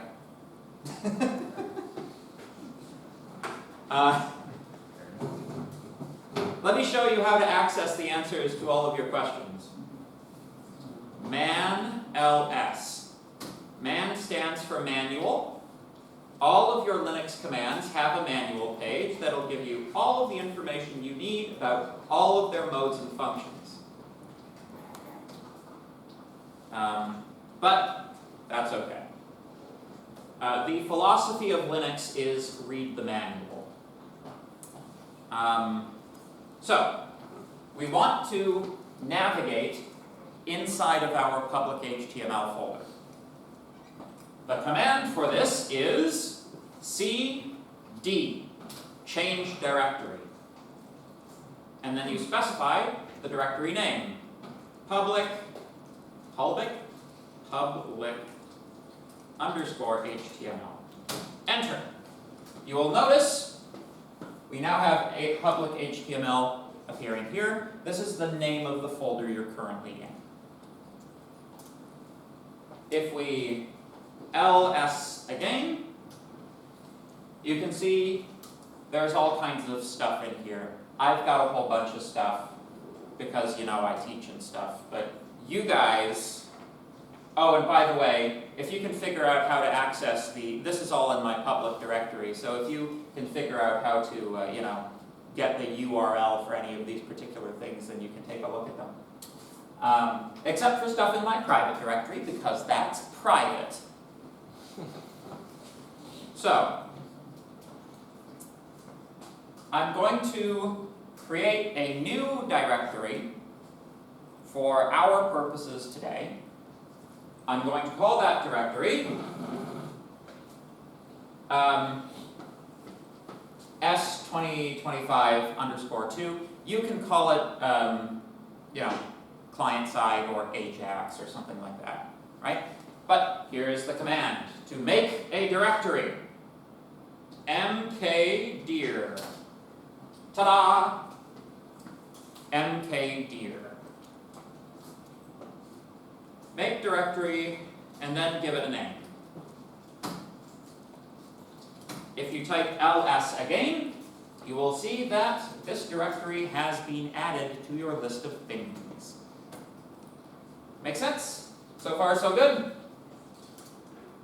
Has everybody been able to follow that so far? So far, so good? Good. Now, change directory into the new directory that you just created. And let me show you a little hint. All right? cd, type the first character of the directory you're trying to get to, and then hit tab. It will autocomplete. Well, in my case, it only brought me to S2022 because it's waiting for me to tell it what you know, where to go from there. But this is the autocomplete. If you hit tab a couple of times, it'll tell you what the available options are from there as well. So, tab autocomplete, extremely useful, especially when file names and paths become long, right? 25 underscore 2. Enter. One more quick piece of advice for working with command lines, and this is not just this one, this is most of them. If you use the arrow keys, you can go through previous commands which you have entered and just re-enter them by pressing enter. You can browse through your command history. That's extremely useful. Even if you just go back a couple and like make a small modification, because like these are editable, right? I could like go back, make this a 3, press enter, and it would work, right? Make sense? So far so good? What does LS do? What does ls do? It lists the contents of the directory. ls. There are no contents in this directory right now because we just made it. It's an empty folder. When we used ls here though, inside of my public HTML folder, all of these files and folders come out. Make sense? Good. So, alright, okay, cool. This is live on the server. I just created a web address by making that directory. Let me show you how to access it. csunix.mohawkcollege.ca/tilde. In Linux, tilde means home directory. You then provide your username. In my case, it's Moore, because I have special privileges, because I'm an instructor. For you, this will be SA and then your number.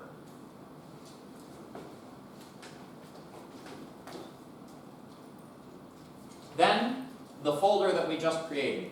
Note, much of the time, people make the mistake of including public HTML in this, but this is a mistake. Public HTML does not appear in the URL. If you put it in there, you'll get a 404, right?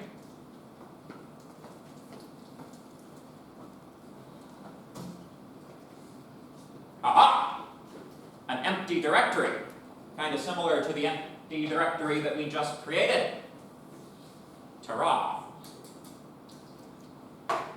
So, let's create a web page. By the way, did they ever tell you the reason that you should name your HTML page index? No. I would think that that's something that you should be told. So, I'll tell you now. In an Apache server, as a lot of, like this is kind of not, this isn't just Apache servers, a lot of servers do this. Any file named index, index.html or index.php, is automatically loaded instead of this page, if it exists. In an Apache, you've probably seen these pages before in Apache servers, right? Right? This is your directory of files inside of this folder on the server, right? For example, if I make a file, like just a text file, we'll need one later anyway. To make a text file, you need a file editor. In Linux, there are various options, but Nano is like a user-friendly one. Type nano and the name of the file, hello.txt. Hello, world.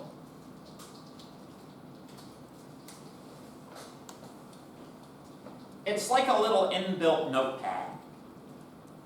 It also does syntax highlighting. So this is actually better than Notepad, and it's running in a terminal. So, hello world. To save this, this character means control, right? So it's Control S to save, Control X to exit, and you're back to your bash prompt. We now have a file on the server. Reload this. Oh! Hello.txt now appears in our folder. If we request the resource, we get hello world. Ta-da! We have just put information on the server. Our object is to write JavaScript to fetch that for us, basically. That's our first objective, is to get that loaded using an AJAX request. Make sense? So far so good? Okay. So let's make an HTML file. Just for convenience, and because this is a teaching example, I'm not going to name my HTML file index because I want to be able to see the files in the browser. Okay? We'll call it like page.html. Nano page.html.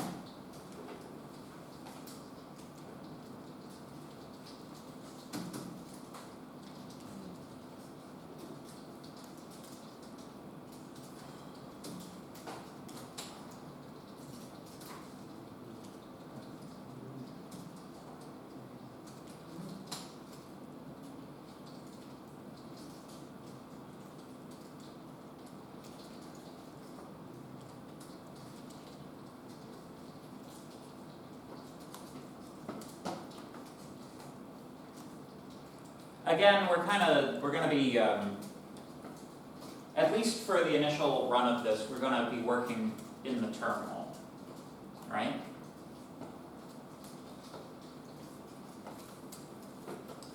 But just an HTML page, just about as simple as you can make one.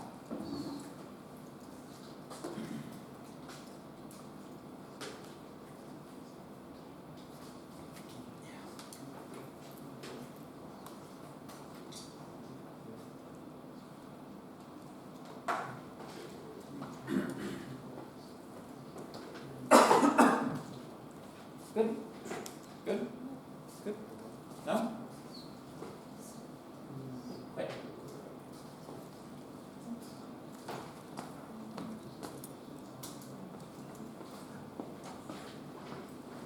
Good?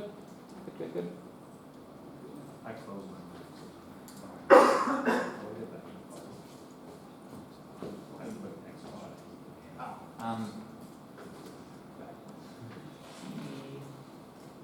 Oh, change directory. I was thinking move directory. Oh, that's make directory. Yeah. And then, did you make one? Yeah. Alright, and CD to that. How do you delete the directory? See, if I may. It is, but that doesn't appear in the URL.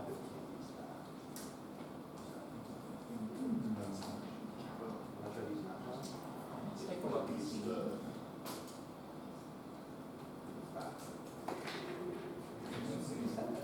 Scoop. Let me see. Scoop.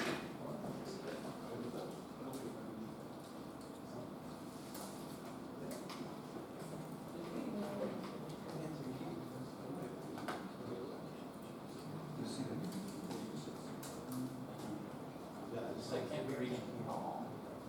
Oh, well, that would do it. Oh, Yeah. There you go. How do I say this? Because mine's thinking about Control S. Control X. That gets you back to. Whoop. Oh, you didn't specify a file name, so yeah, there you go. Page.html. how do you delete the directory, sir? Hey? How do you delete the directory? Well, first you need to be logged in using PuTTY. Oh, How do you delete a directory? is it like Oh, delete a directory is RM. oh, Yeah, that's for removing files and directories. If you're removing a directory, you must also set the recursive flag by saying rm-r. That will remove a directory and all of its contents. R? Yeah, What is the R? recursive. Yep. Actually, would you like to see the command to completely destroy any Linux machine? You can do it, I think, in 7 characters. All right. but you need sudoing privileges. But this is the command, rm-r/. Let's see, 1, 2, 3, 4, 5, 6, 7. Yeah. Now you have to do that as super user. So that's an additional 5 characters to make yourself super user. Then you have to enter the password. But basically, this takes your root directory and deletes everything in it, including your operating system, all your files, everything. Ain't work. No backspace, no undo, no trash can. Yeah, that works. I've never actually done it, but yes, it works. No, I'm not gonna do it. I like my computers too much. Also, don't anybody try it on CS Unix. You don't have sudoing privileges. If I don't have sudo privileges on CS Unix, you certainly don't have sudoing privileges.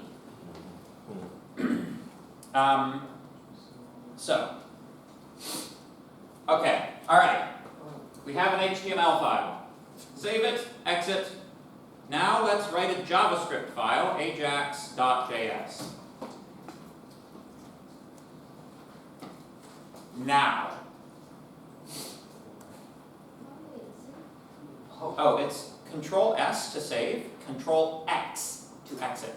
One of the nice things about Nano is it actually tells you what the shortcuts are for a lot of things at the bottom, which is why it's more user-friendly than a lot of them.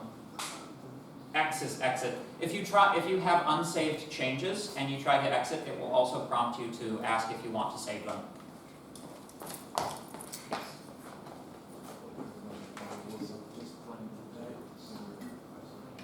Oh, file name to write, yes.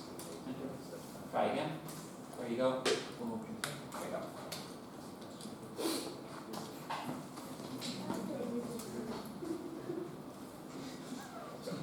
Yes, it's asking you what file name you want to write.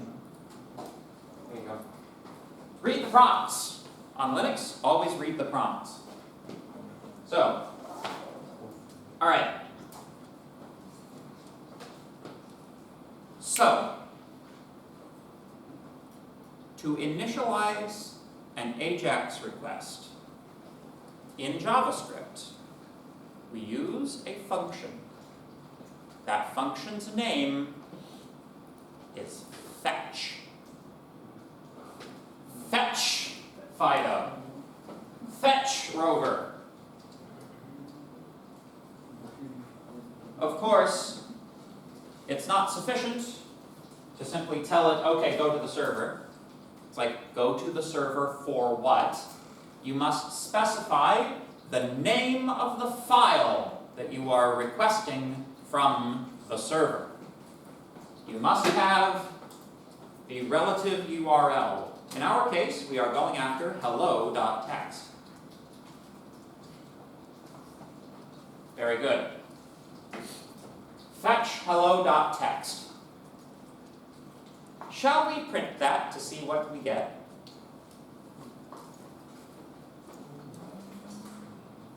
Console.log fetch. Save.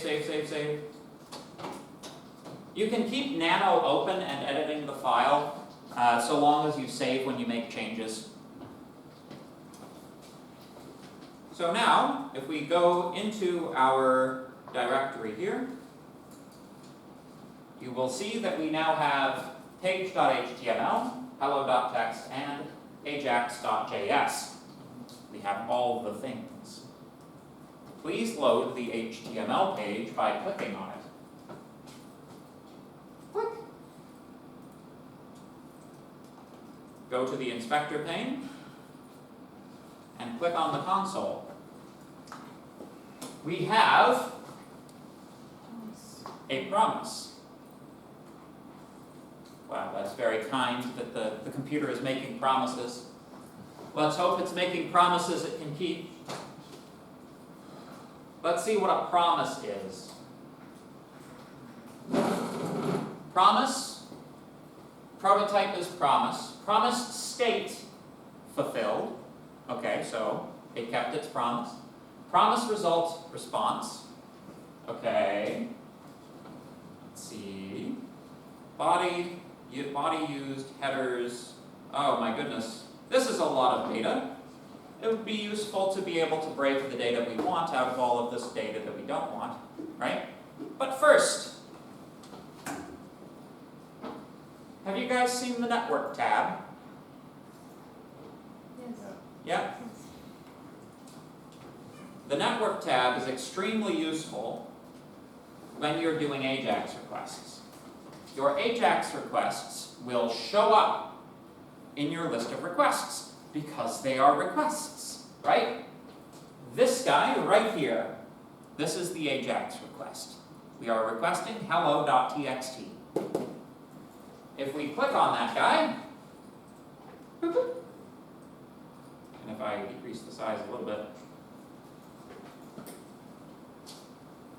information about the header, including csunix.mohawkcollege.ca, the URL. Request method is get, right? Remote address, policy, all of the information, all of the header information. But what's more interesting, perhaps, is the response. Oh! That looks to be the file content to me. So, we fetched hello.txt. Hello.txt has shown up. We just have to break it out of the promise in JavaScript. Make sense? So, the way that we break the information out of the promise in JavaScript is by setting a callback function. The way that you set a callback function in JavaScript is using then. Now, just a word on syntax here. This is technically correct, all right?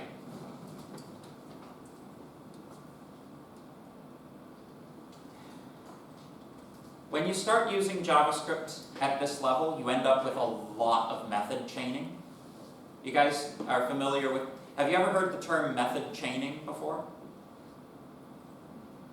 So, method chaining is when you have a method, you call it, and then you call a method on the results of that method, and then you call a method on the results of that method, and then you call a method on the results of that method, right? That's method chaining.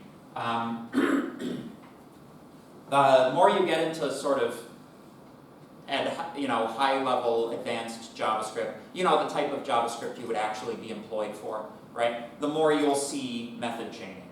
So obviously, we're going to have to do it twice here. And there's going to have to be stuff that goes in here, and there's going to have to be stuff that goes in there too. This isn't really acceptable in terms of readability.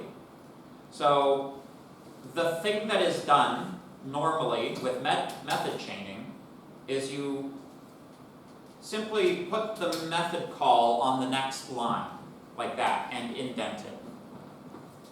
Right? This gives us a better view. We can actually see what's going on with it. Make sense? Good.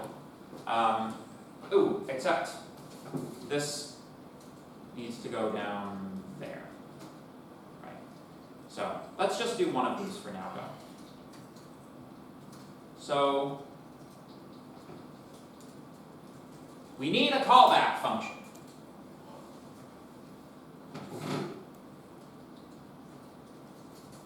Data gets data.text.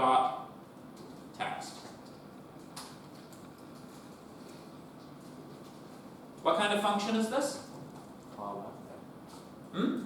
The callback function. This guy here, what kind of function is that?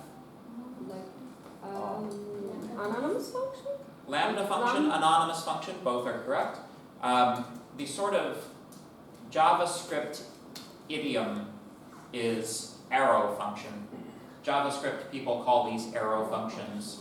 Anonymous function is true, but a bit clunky lambda function is mathematically precise. So that is a lambda, but in JavaScript they call them arrow functions, I guess, because they're Greekophobic. So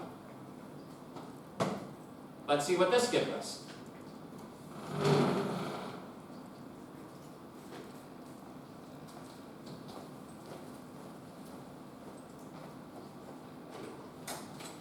Well, we're still in a promise, but you can see that the promise result field contains our actual hello world statement. We've broken that data one level closer to being able to actually work with it in JavaScript.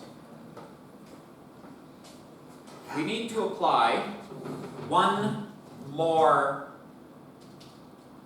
callback.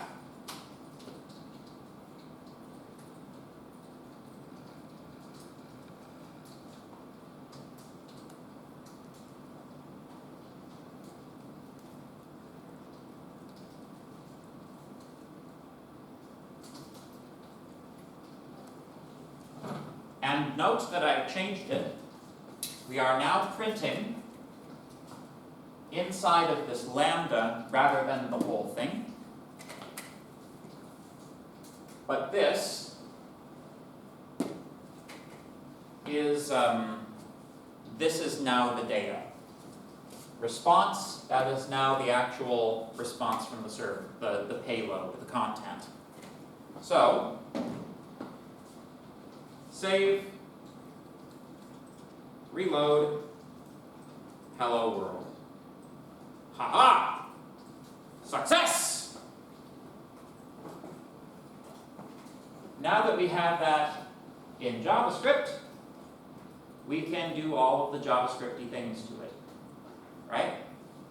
We could take it and we could plunk it down inside of a paragraph, right? We could, we could do anything we want. It's JavaScript, right? But just as an example of how to do this, let's put it inside of a paragraph on our page, okay? So I'm going to change this second arrow function into an anonymous function using the function keyword. Function receiving that response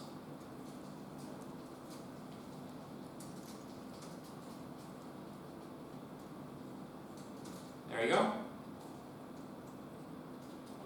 This is notation which is similar to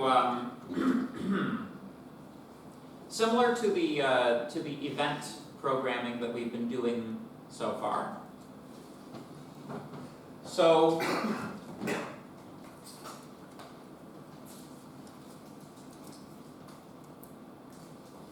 although the arrow function and the anonymous function are basically two ways of saying the same thing, this one by default comes with curly braces, which means that it's if you want to put multiple lines of code here, I would recommend going with this one.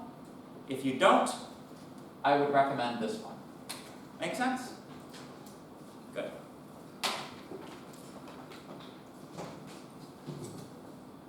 Save. So now, instead of simply writing it to console, well, I suppose we could write it to console as well.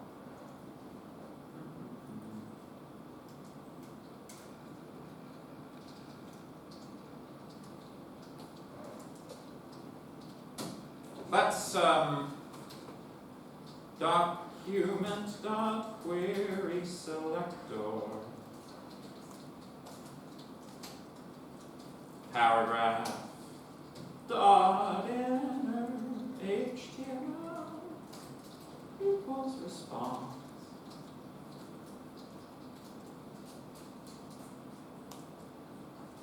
Looking good? A thing we've done 1,000 times? Literally 10,000 times we've done this operation. Save. I'll give you just a moment because I'm going to change to the HTML page in just a tick.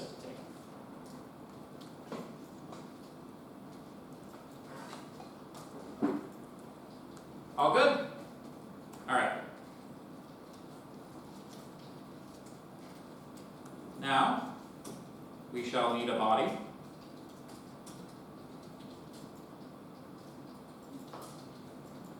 And that body shall have a paragraph.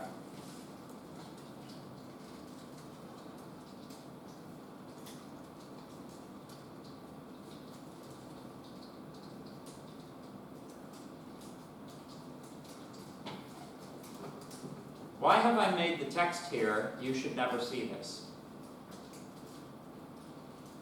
Should immediately be replaced by the JavaScript. It should be replaced by the JavaScript almost immediately, right? As soon as that AJAX query gets, we hear back, which we should hear fairly quickly from CS Unix, as it is located on the college and premises, I'm pretty sure. Save. There we go. Let's take a look. Oh, did you see that? It flashes very briefly before we get hello world. So that's about the latency that our AJAX request is taking. You can actually measure the actual latency as well. It's taking what, like that amount of time?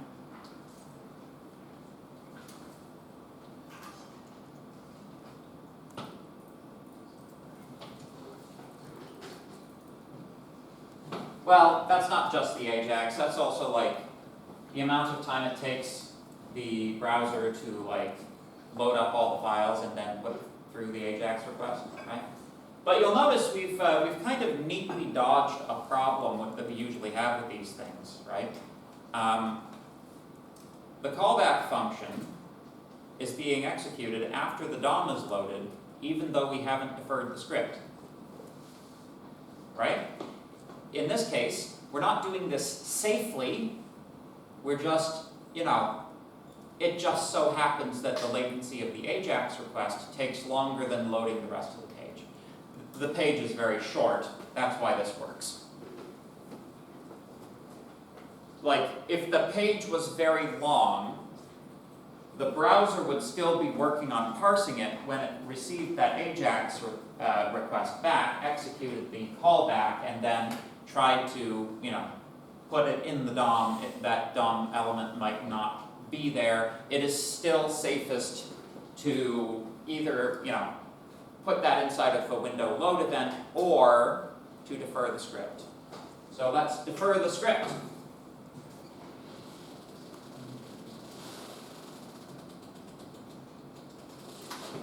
Just like that. Does this make sense? Any questions? Yeah, I have a So far so question. good? What's your question? Like when you're trying to load like viruses on a website, would this be something what they do? When you're trying to load files on a website? Like when they're trying to like load virus on your website, they have you go on a page and page there and then stuff start happening after a certain amount of time. Oh, Is this yeah. Yeah, absolutely. I can do that for you right now. Yeah, easy.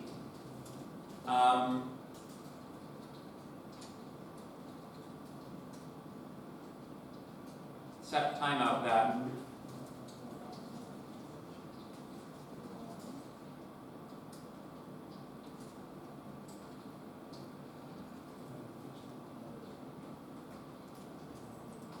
Ah, missing thing. There.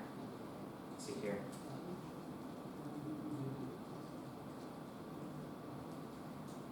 Set timeout. Yes. Get rid of that. There we go.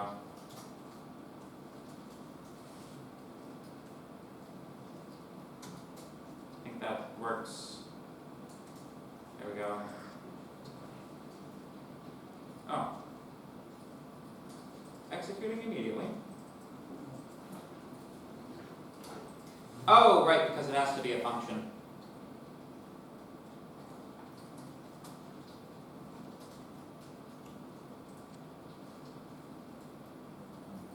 There you go. 1, 2, boom. So let me go through the code that I just wrote. So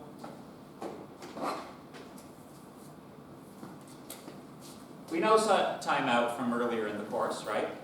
It executes a function at a particular timeout. I took this statement and I turned it into a quick little lambda. The x parameter is unused.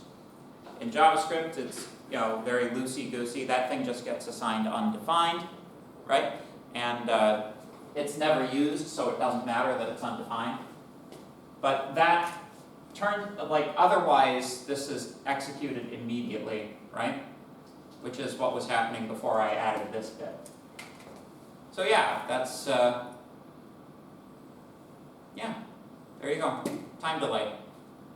Time delayed AJAX request. So far, so good? Good. So,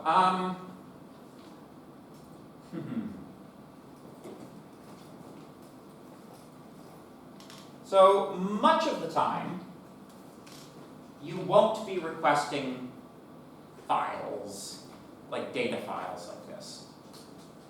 Most of the time, you will be requesting scripts. And this is where we we start shading into PHP. All right? So PHP is a scripting language for the server. When you send a request for a PHP script, that script executes, and the output of that script is what gets sent as a response to your packet. So, let's change this to hello.php.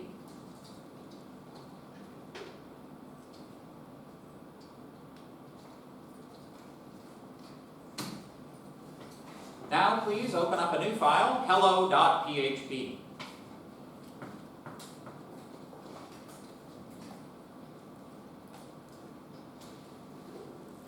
So, we're going to do PHP hello world.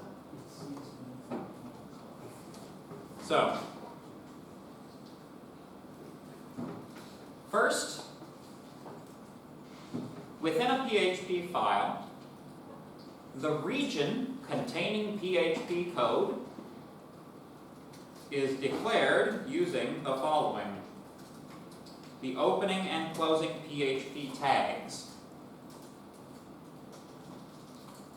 There are reasons for this, but we're not going to get into them.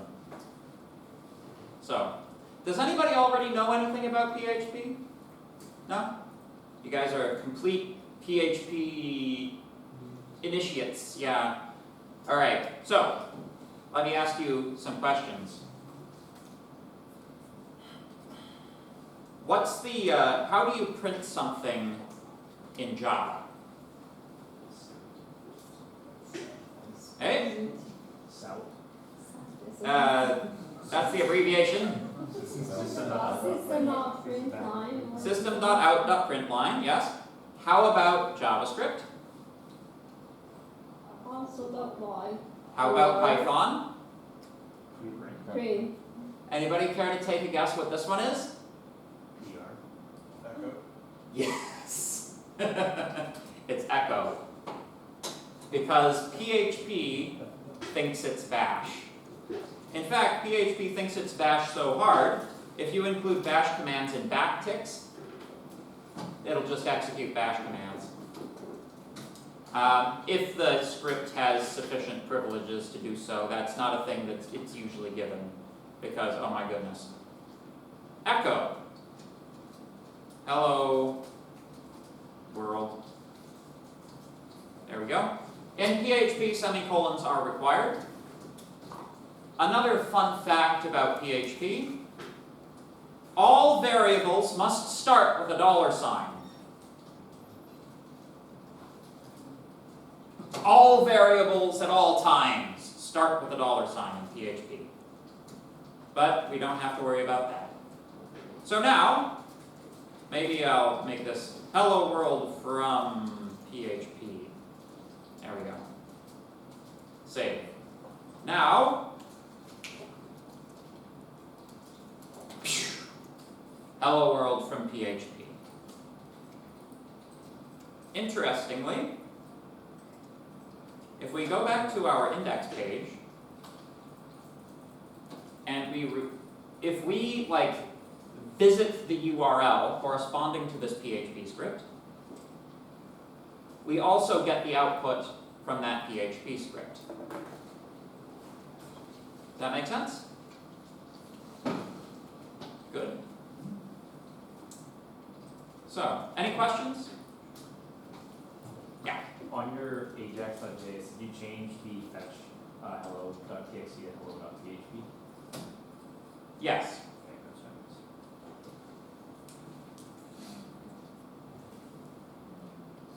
fine. Cool. Yes. What's PHP stand It depends on what decade you're in. At the moment, PHP stands for PHP Hypertext Processor. It's a recursive acronym, which should tell you a lot about the language. PHP used to stand for Personal Homepage. But we don't really talk about home pages anymore. You know? Yes? for? Do you use PHP in place of a bash script? Yeah. A bash script kind of gives you a bit too much, power, as it were. But also, PHP is configured for, it loads a lot of the information from the incoming request packet without you having to, it just does it for you, right? Also, one of the kind of original selling features of PHP is that you can mix scripts up with HTML. Let me demonstrate. H2, come on. H2. This is PHP script.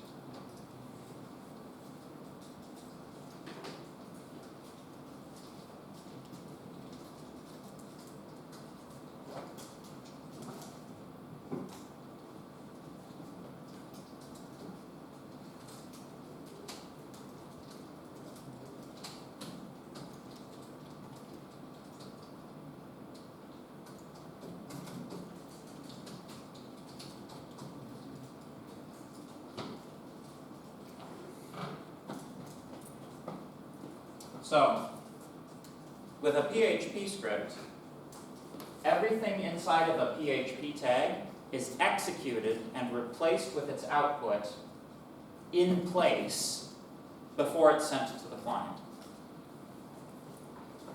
So in this case, if we run this, you can see that we get properly,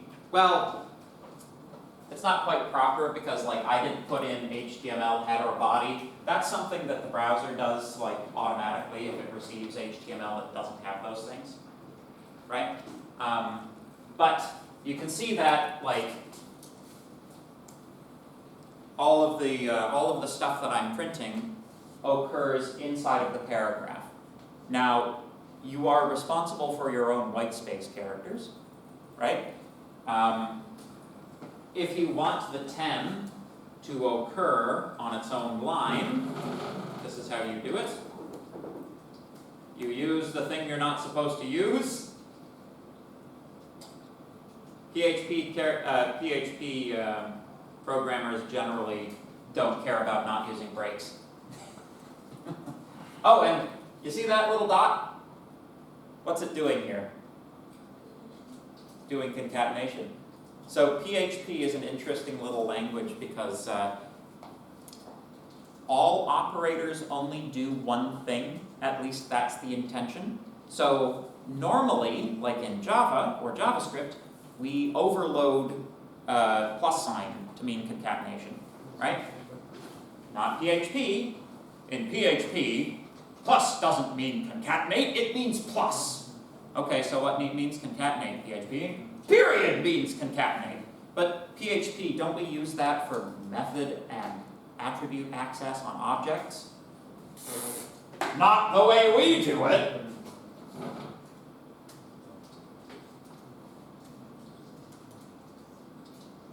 That's how you access things from inside of objects. This is what they use instead of dot syntax, because dot is used by concatenation.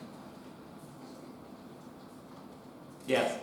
With like the H2 and the P tags and whatnot, are comments in PHP Oh, the same? C style. Yeah, comments are C style. And you have like the full range. You can do multi-line comments as well. Yeah. Any other questions? You don't need PHP for this one. You do not need to know any PHP for this course. No. But, again, the Ajax topic is intended as a bridging topic to sort of pull us from client side into server side. So I think it's useful to see what you're dealing with on the other side, right? Because it won't be very long before we have to start feeding this thing data. Not just like requesting the file, but we have to pass this guy some arguments, right? But it's useful to understand, you know, that this is what you're going to be doing next semester. Yes? But when we were doing the request for the Ajax server, you said it was not, we weren't doing it the safe way. I wasn't doing it the safe way? We weren't doing it the correct way because there was some other stuff. I think you said page would load before. Oh, yes, I remember, yes. So basically, and I'll make it quick because I know class is over.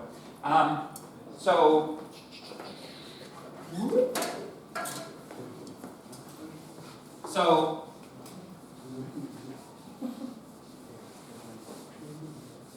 here, let's consider a short little timeline, all right? So here we've got page loading, all right? So let's imagine that this is the amount of time that it takes the page to load, all right? Let's say that here it hits the script in the head, right? It then pauses, it then executes JavaScript for a little bit, right? Right? And then it resumes parsing the file. But the JavaScript sends Ajax. Right? The question is, when do you hear back from the Ajax request? Right? In our case, our file was very short. Right?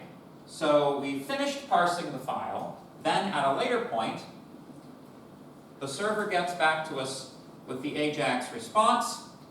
That launches some JavaScript, which affects the page, right? But because we didn't defer the script until after the page was loaded, right? So if the HTML file was somewhat longer, right? And if the element we were writing into is only loaded after we hear back from here, we'll run right straight into that problem we have when we don't defer scripts, right? The DOM element must be loaded before it's written to, right? So if it's loaded like right there, here, if we look for it, we'll get a object not found, null reference returned error. And it depends on that length, how large is the file we're processing. So like in our case, we got away with it because the file was short. But for like in practical terms in a real scenario, you do still need to defer this until after the DOM is loaded. That's the point I was trying to make. And you would just defer the script tag, right? Yeah, if you just say, you know, defer, then suddenly you're in a different timeline, right? It's like page loading, then JavaScript executes, right? After the page is completely done loading, then it goes out, ... then it comes back in, everything works. Does that make sense? Yeah. It's all about the timelines. Any questions? That was a good question, thank you. Alright, shall we get out of here then? Okay, everybody actually have a good weekend. I said have a good weekend to some people after the test yesterday, but it was premature because here we are and it's not the weekend yet. It's close though, the weekend's very close. So go, enjoy yourself, go enjoy the not blistering hot weather. Take care. Sure, let me just